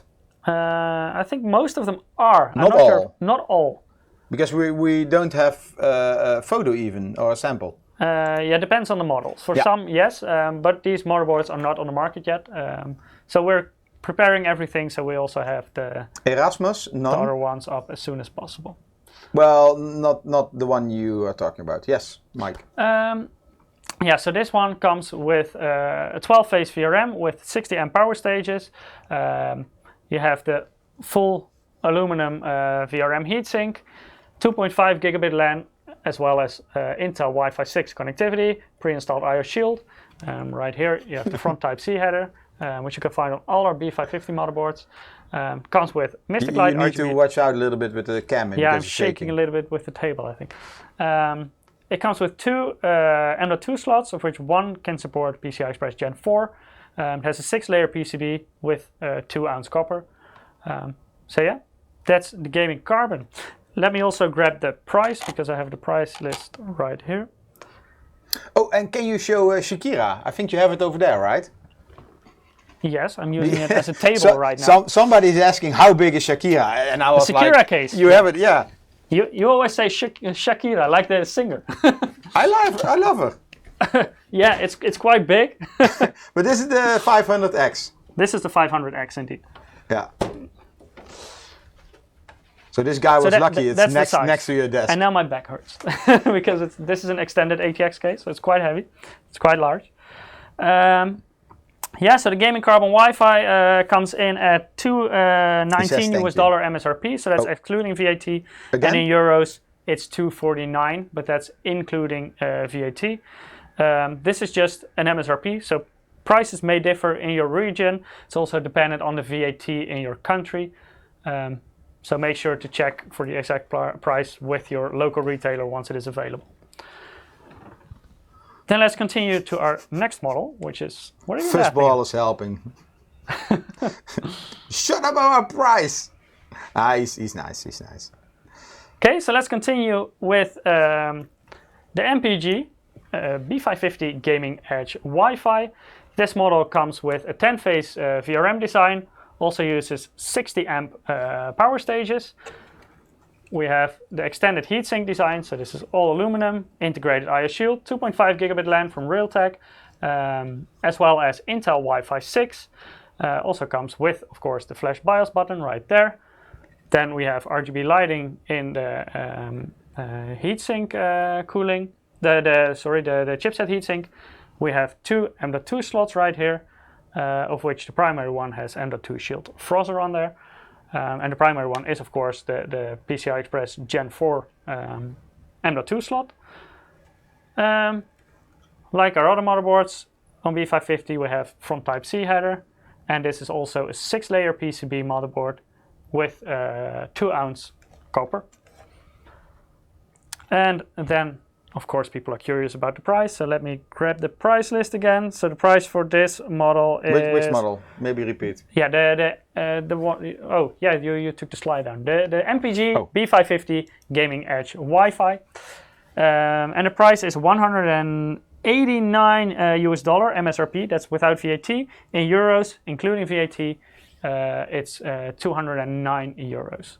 Yeah, so these are all indicative pricing. Yeah, it's all indication indeed. So it can differ in your region. Depends on the VAT in your country. It will differ in your region. Yeah, some regions it might be the exact price, but depends also on reseller. Or the one reseller might sell it for another price than the other one. Yeah. We only give like a certain indication price, but it's up to them to decide their exact price. Let's continue with our next model, the MPG B550 Gaming Edge, B550i Gaming Edge Wi-Fi, so the ITX version of the Gaming Edge Wi-Fi. Let me show it up close as well. So this model also comes with an extended heatsink design, so this is all made from metal. Underneath there... Oh, stop!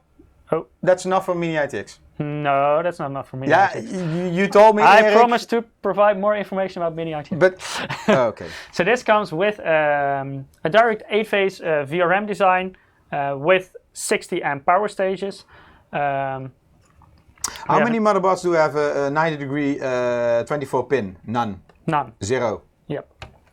It also comes with an integrated IO shield, and on there you can find 2.5 gigabit LAN from Realtek right here, Intel Wi-Fi 6, and also very interesting about this model is that it supports HDMI 2.1. So this is also for home theater PCs. This is ready for the future, for extremely high resolutions, high refresh rates. And also very interesting about this, very unique for B550 ITX, is the SPDIF connector on there. US dollar is without sales tax. Yes. And that differs per state. Exactly. So the MSRP for this model, the MPG... You forgot to talk about the serial keyboard. Sorry, which one? The serial keyboard connector. Oh, right here. No, we talked about that already. Yeah, I know. Somebody in the chat said that. Is it true that MSI B450 and X4 Botgan is asking, is it true that MSI B450 and X470 non-max models will not support Sentry? No, that's not true. No, it's not true, but they might, for example, have a toned down BIOS version, like Click BIOS Lite, so they will not have the graphical interface like the Max models will. And it's way too early to talk about this because indeed AMD releases news, so we will support Sentry as well, following AMD plan. However, all the details, that's still far away. Yeah, let's continue on this motherboard. So we have the Gen 4 M.2 in the front with the Frozr heatsink. This is of course semi-passive, so if the fan doesn't need to spin, you don't, it will not spin. You can also control this in your BIOS. Please explain the A+2+1. Give me a second. First, on the rear side of the motherboard, you have the second M.2 connector. This is PCI-express Gen 4. The 2+1 is because you have 8 dedicated power stages for your CPU, and then you also have dedicated stages for the SoC. So if in the future, for example, AMD comes up with a CPU for this motherboard with an integrated GPU, you have dedicated power stages to power the GPU part of the CPU, basically. Yeah. So yeah, that's why you see the different numbers there. But for the CPU, dedicatedly for the CPU, you have 8 power stages, 60 amp power stages on this ITX board. So this is an 8-layer PCB model. It also supports, there's no RGB on the motherboard itself, but it does support Mystic Light through the Rgb header right here, so Jet Rainbow header. It has front USB Type-C. So yeah, I think that's most about the ITX motherboard. If you have any more specific questions. No, giveaway comments don't do anything. Then for the price of the ITX model, the MSRP without VAT in US dollar is 199, and the MSRP in euros, so that's with VAT, is 219 euros.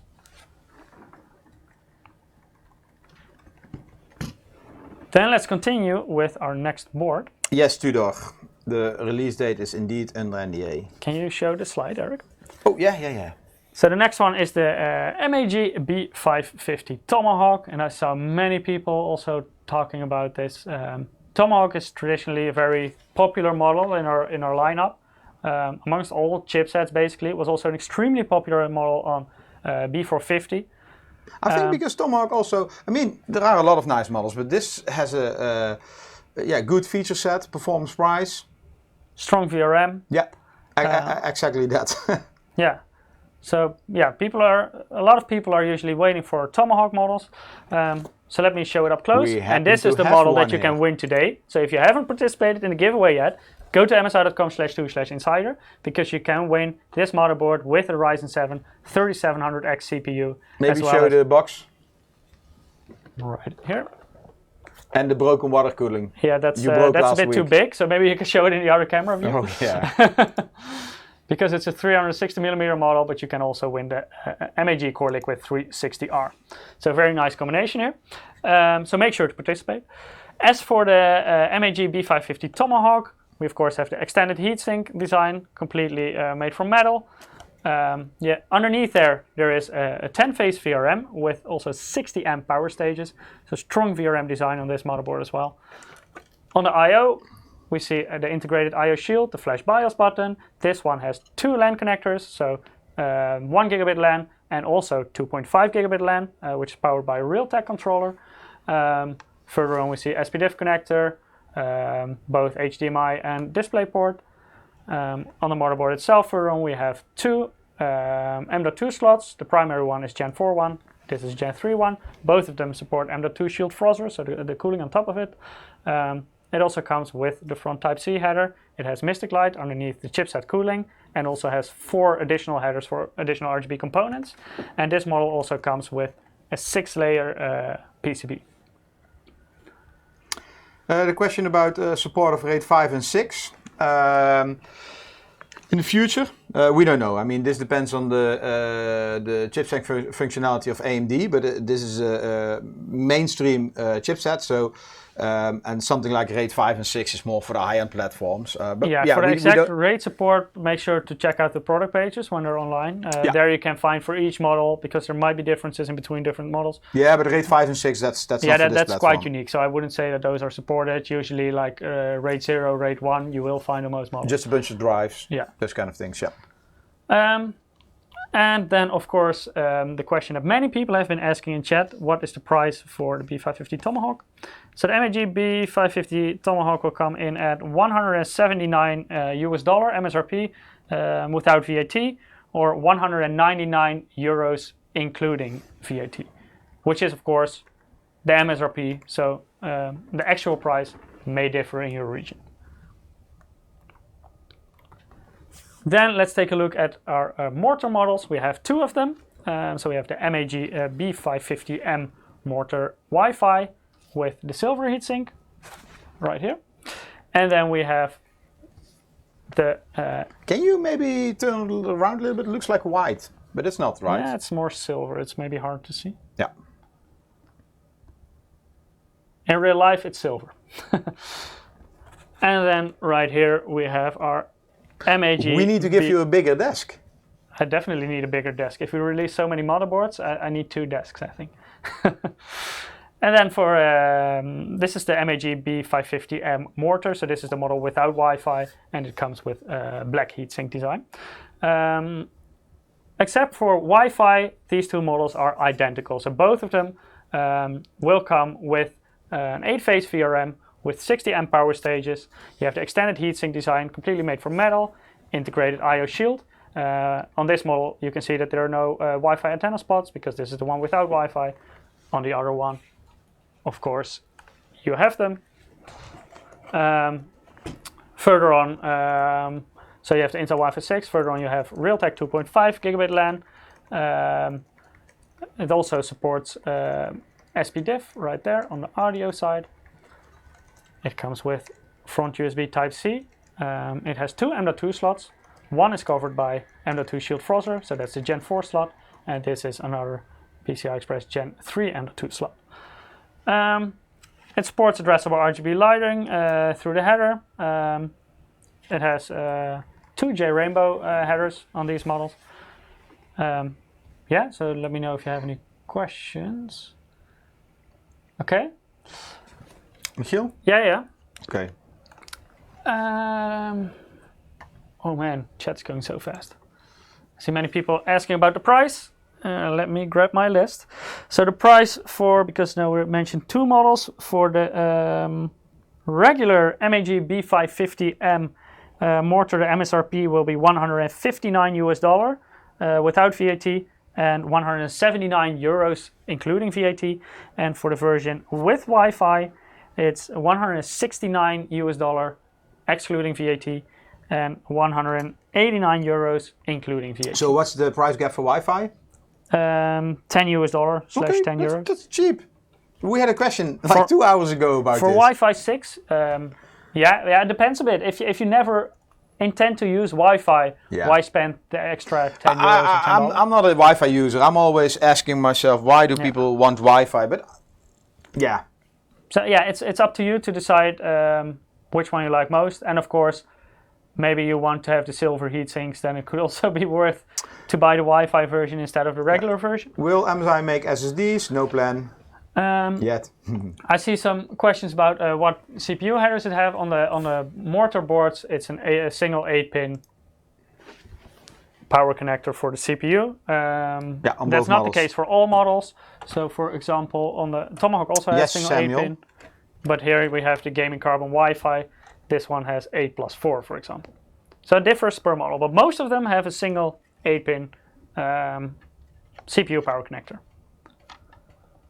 What's the ROM size on B550? It's 32 megabytes on all models. Well, there's an interesting comment. Somebody said not all people can place their PC next to their router, and that's correct. If you don't have cables in your house or in the walls, it's much more difficult. Not only that, I mean, if you look at the Wi-Fi speeds, 2.5 gig, it's quite fast nowadays compared to LAN.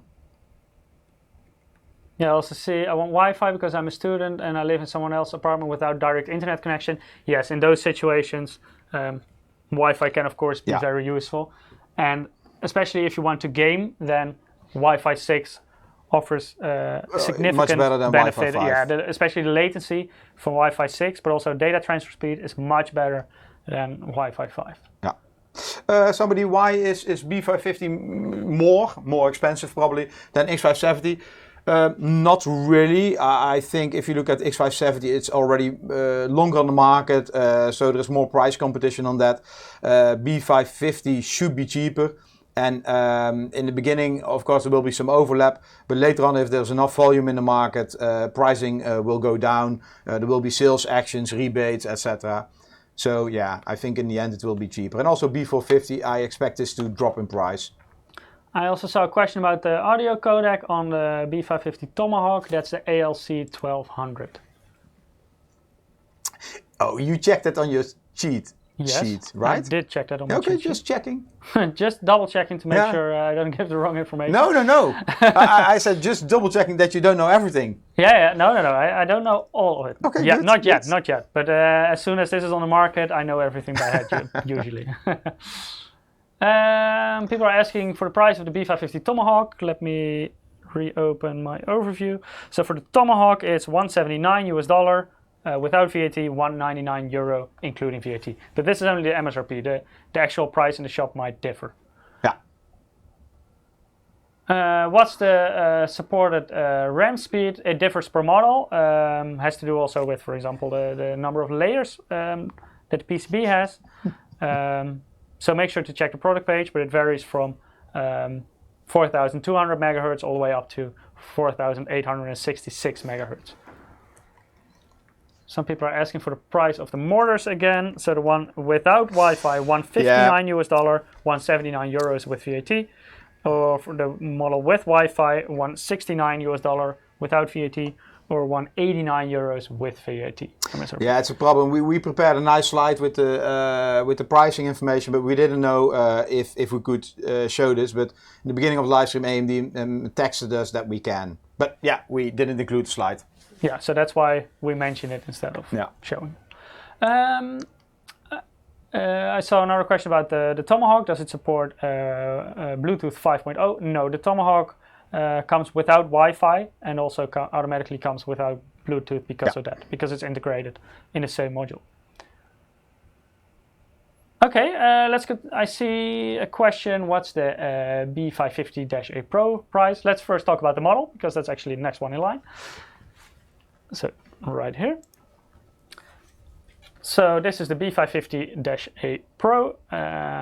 This is not specifically meant for gaming. Of course, you can game on it, but it's part of our Pro series.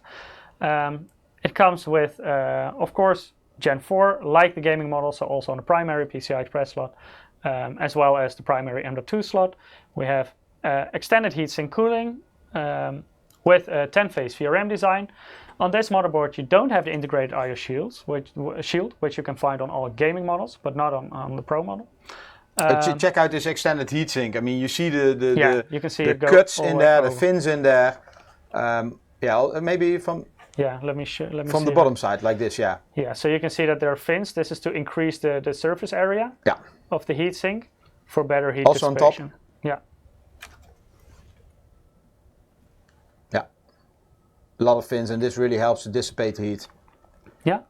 Further on, of course, on the I/O, you see the flash BIOS button. It's maybe Tomahawk doesn't have red accents anymore. So also on the Pro models, you will find the flash BIOS button on the I/O. Yeah. It also comes with front USB Type-C. It supports RGB lighting, also addressable RGB lighting through the headers on the motherboard. Actually has two J rainbow headers, but it also has J RGB. So in terms of the looks, it's more neutral, I would say, which is common for Pro Series motherboards. One important question about the slow boot. Will JLM, will the carbon Wi-Fi boot as slow as the B450? Mine has about 20 seconds boot time. You know anything about that? I haven't had any specific problems with B450 Tomahawk boot times. Yeah. So I'm not entirely aware of that there would be a problem with this. I never heard of this either before. And Zen 3 supported, yes. USB One is 4. Dutch, right? Both of us are Dutch, actually. I think he refers to me. My accent is unique. Thank you. Pricing already mentioned. No, we haven't mentioned the pricing for the B550-A Pro yet.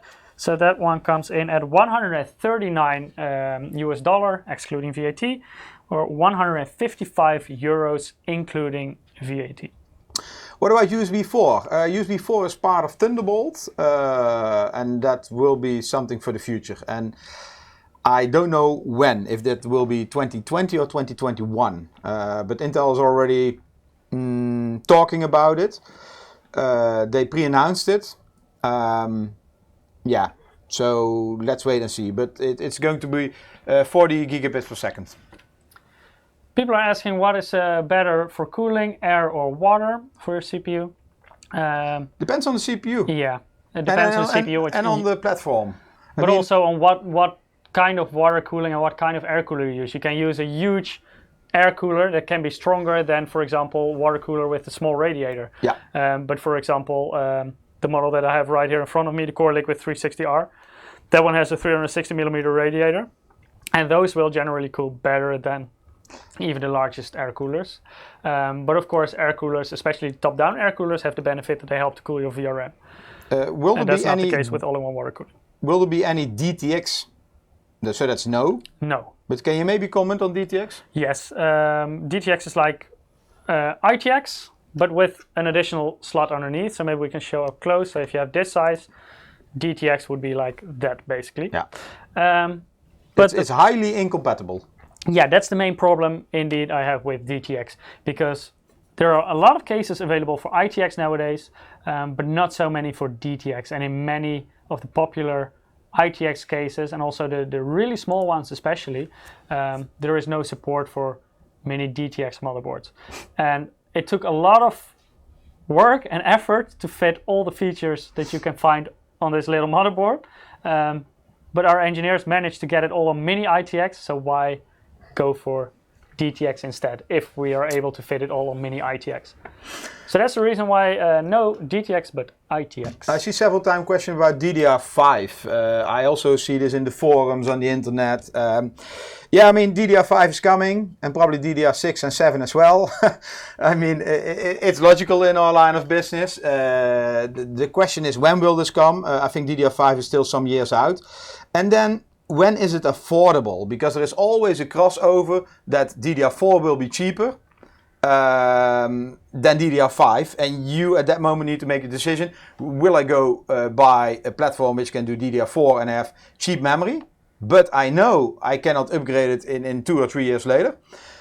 Or will I already go for DDR5, I pay top price, but later I can upgrade?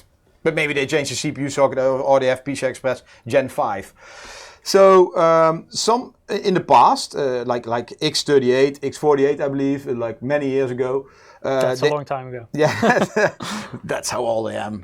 But anyway, they had some combo boards, like I think DDR2 and 3. That was, yeah. So for crossover, I think also on P35 chips. Yeah, P30. No, yeah. X38, P35. Yeah. That indeed that time zone. You had some combo boards. You had some with DDR2, some with DDR3. Yeah. So, but that really doesn't work. But yeah, I mean, yeah, DDR5 will come. Yeah, and probably in the very beginning, the modules will be very expensive. Yeah, and yes, you need different memory slots, so you need a different mainboard. Yes. Yes. It's not in between different memory versions. There's no backwards compatibility. So DDR4, if you have a DDR3 motherboard, you cannot use DDR4 memory, etc. When is the BIOS update for B450? I think this guy, is referring to Zen. Well, I think AMD already said the BIOS update for Zen 3 will not necessarily come at launch of Zen 3. So, of course, they focus first at their new platforms, if there's any, and then they will look for compatibility for other models. It's always like this. I also saw a question, what are the differences between the B550 Tomahawk and the X570 Tomahawk? That's later the same one I wanted to pick, because we have them both here. Yeah, but before we're going to talk about this, because we don't have all B550 models here. Sorry. So let me quickly talk about the models that we haven't discussed today, because I also have the prices for them, and I see some people are very curious about some of these models. You don't have them here, right? We don't have pictures. No, I don't have pictures. So maybe right go now. back to the slide with all the models. Is it? There we go. Yeah. So the models that I don't have here right now are the MPG B550 Gaming Plus, the MAG B550M Bazooka, the B550... So the two bottom models on the left? Yes, so one MAG and one MPG model, and two Micro ATX Pro Series models, so the B550M Pro dash VGH Wi-Fi and the B550M Pro dash. So let's start top to bottom. So let's start off with the MPG B550 Gaming Plus. The MSRP in US dollar for that board is 149 US dollar without VAT, or 169 euros including VAT. Then we have the MAG B550M Bazooka. That's our most entry-level micro ATX board in our gaming series. That one comes in at 139 US dollar excluding VAT, or 155 euros including VAT. And then in our Pro series, the B550M Pro VDH Wi-Fi comes in at 129 US dollar excluding VAT, or 139 euros including VAT. And our last model, the most entry-level model in our B550 lineup, is the B550M Pro Dash, and that comes in at 119 US dollar excluding VAT, or 129 euros including VAT. So Samuel, yes, that's the model for around 120 Yes. US dollar. And these are just MSRPs, so retailers can define their own price. So you will definitely see differences in between different resellers, but also different regions because of different tax law, different VAT, etc. So I saw a question, I think Gabriel asked a question about it will be for 50 something. Anyway, the model doesn't matter. Will be for 50 drop in price. No confirmation from my side, but I think it's logical if you look at the past that when a new platform comes, another platform which is in the same spot will drop in price. It's not like bam, it will drop 50% the price, but slowly. It will be slowly become a little bit cheaper. Yes. I saw a question in chat, what is VAT? That's value added tax. The taxes you pay. Yeah, that's usually the taxes on and the goods you purchase. We pay like basically. a lot of taxes. Yeah, but on anything you purchase, you usually pay, at least I know in most countries, you pay a certain tax to the government, which is value added tax. I think he gets the point. Yeah, so we talked about all our B550 models. Now let's take a look. I'm afraid to ask, is there any question about B550 before we continue? Oh yeah, you can ask it. I will just find my slide back because Anyway, Thunderbolt 3, no. If you look at Thunderbolt 3, then normally you're looking for something for content creators, and there we have our creator motherboards,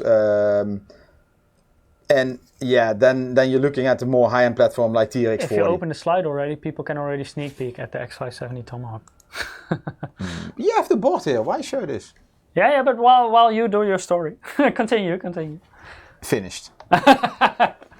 No, so Thunderbolt, and Thunderbolt on AMD support is also a little bit tricky because Intel is not really doing validation on that, but that might change in the future.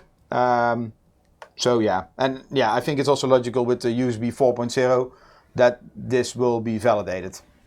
When is B550 available in France? Well, not only in France, but worldwide. We are not allowed to talk about it. I saw a question, is the fan loud on a Mini ITX? No, and a lot of time, if it's not necessary, it will not even run. So it's a semi-passive fan. So it incorporates zero throttle technology, and that's a technique you also see on many of our graphics cards nowadays. The fans will only start spinning if, in this situation, it actually needs to because your SSD runs too hot. So yeah, if it's not too hot, the fan will not spin and you will not hear it at all. Let's talk about Tomahawk. Yeah, that's a very good idea. So let me get the box right here as well. The new MAG X570 Tomahawk Wi-Fi motherboard. And I also have the motherboard right here. This is still the old logo? The old logo for what? The Gen 4 logo? Yes, I believe so. Not 100% sure. Okay. Well, maybe we can show it to everybody. On the box, you mean? Yeah. Well, sometimes, you know, like Lightning Gen 4, it looks a little bit like a German thing. So we decided to change it. And on the main board, you can see how it looks. Right? On this main board already? On the M.2 slot. Oh no, I think this is still the same logo. Oh, it's still the same. Okay, well, might already be the update. That will I change need to a check. little bit. I need to check. So this is the MAG X570 Tomahawk Wi-Fi. So this is our latest X570 board, and this it's quite an affordable board, but it comes with an insane VRM design. So this has got a 12-phase VRM design with 60 amp power stages. It also comes with the extended heatsink cooling with a lot of surface area. So this is completely metal. And let me show it up front. So the VRM remains extremely cool on this.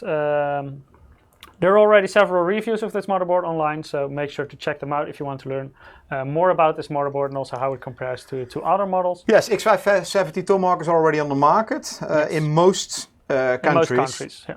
Yeah, but first shipments arrived. Yep.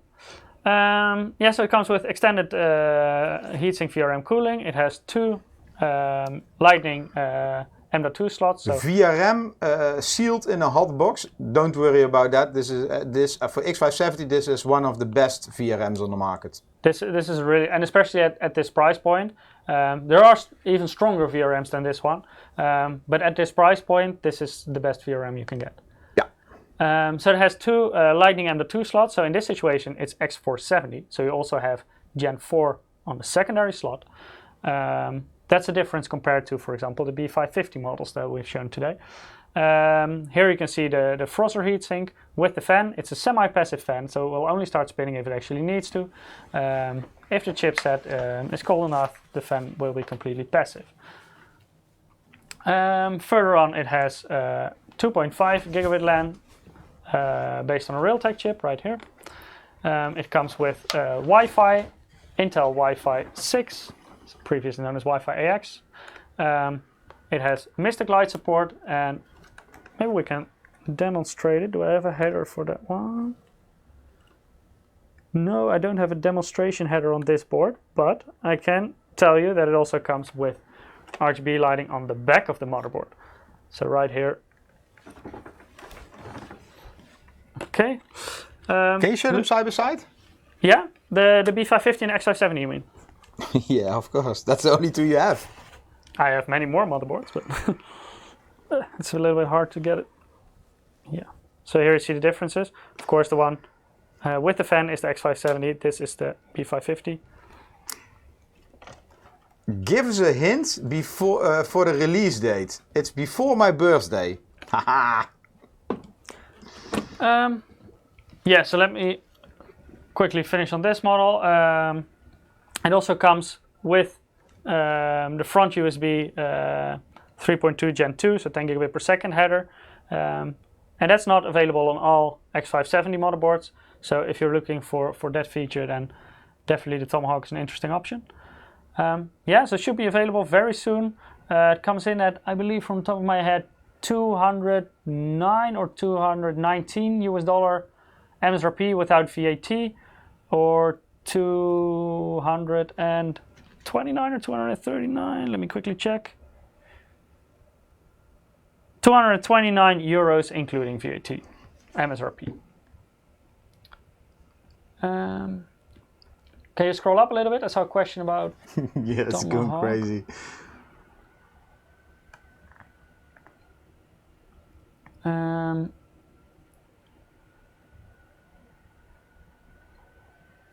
Yeah, it went too fast. I saw another question, people asking the differences between them, between the B550 and X570 Tomahawk. Of course, the chipset is the main difference, the biggest difference, but also the feature set is quite different. So the B550 model comes with two 2 LAN ports, whereas the X570 motherboard comes with a single LAN port but Wi-Fi on there, Wi-Fi 6. RGB lighting is a little bit different. The VRM design is slightly different. So yeah, there are some differences between these motherboards, and of course it's dependent on what chipset do you need. Do you want to use, for example, 2 Gen 4 SSDs? Then X570 will benefit you. If you want to do more hardcore overclocking, then the X570 model will benefit you. It also comes, for example, with an 8-pin plus a 4-pin CPU power connector. Yeah, so make sure to, if you want to know all exact details, check both product pages and see what is important to you. Yes, Tusk. And yeah, based on that you can make your decision. ALC 1220. No, Whoa. 1200. Oh, 1200. 1200. Oh yeah, sorry, yes.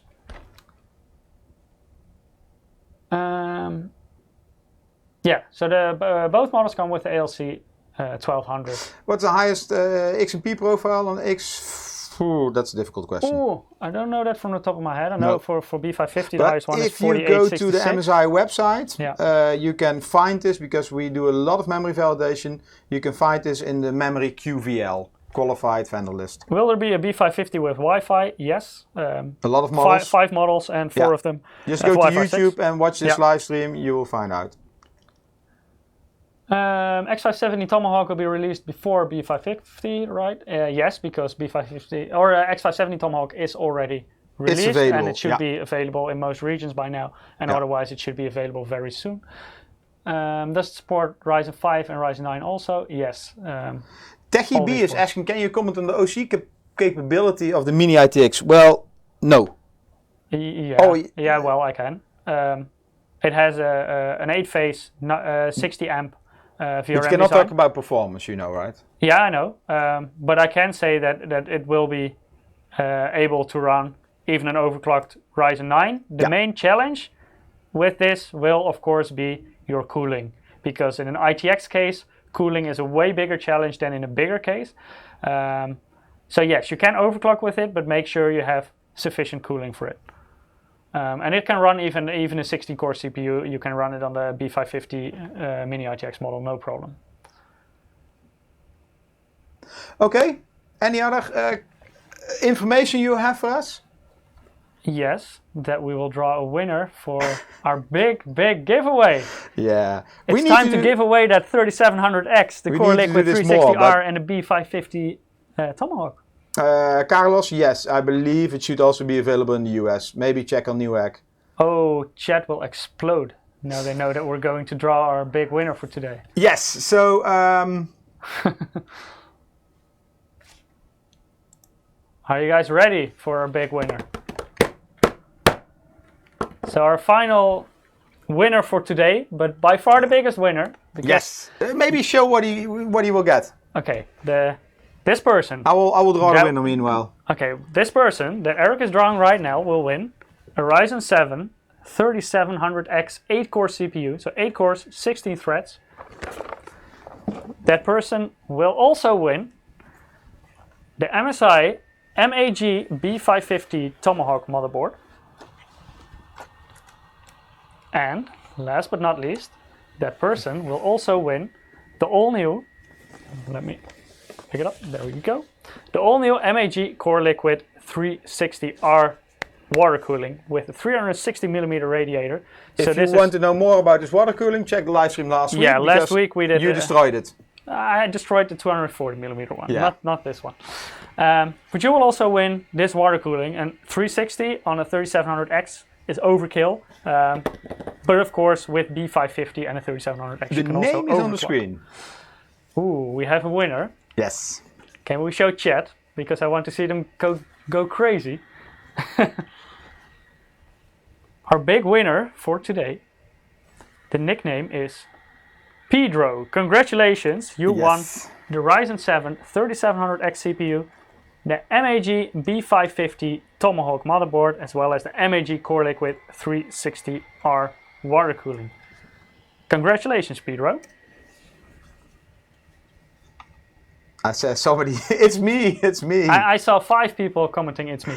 Okay. Anyway, congratulations. Well, the actual winner so the Pedro we mean in this situation, will receive an email in the coming days. For the winner, important to note that the motherboard is not yet available, so you will have to wait a little bit for your prize. We cannot tell the exact time yet, because then we would reveal when these motherboards come on the market, and that's still NDA information. But once it is available, we will make everything ready. We will ship the Ryzen 7 3700X, the MAG B550 Tomahawk, as well as the Core Liquid 360R water cooling to you. So Pedro, congratulations. Yes, congratulations. And it seems that you guys like giveaways, so we will try for more in the coming live streams. Who knows, next week. So next week, Ja is going to talk about the gaming performance for our next generation gaming desktops. Is he going to give away one of those next I don't know, but I'm sure he will try to. But yeah, that will be interesting. A lot of new features. We're going to talk about the performance of them. We're going to, Ja is going to do some benchmarks. So that's all for next week. I'm sorry that you guys, that we didn't answer all the questions. I mean, I think we picked enough, or we gave enough answers, but. I see a lot of questions in chat. Which Pedro? Which Pedro? Yeah, the right Pedro will receive an email very soon. Yeah, so. Because of GDPR, we cannot go into details. We cannot share personal details. Indeed. Yeah, but I think his real name is also Pedro. Yeah, it looks like it. Yeah, indeed. Sorry, we don't know. Can you go back, because we can reveal the Twitch account that the one person is also using in chat, or the Twitter account in this situation. So Lil Fiera is the Twitter account name. Is that Twitter? Yeah, I believe so. Yeah, that's Twitter. Yeah. So if you're called Pedro and your Twitter account is Lil Fiera, then you just won a Ryzen 7 3700X, a B550 Tomahawk, and the Core Liquid 360R. So thank you all for joining.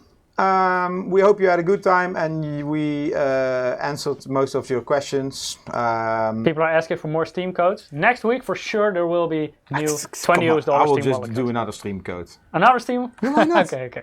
I mean, one more. Next week I'm not here, so. Or maybe I am.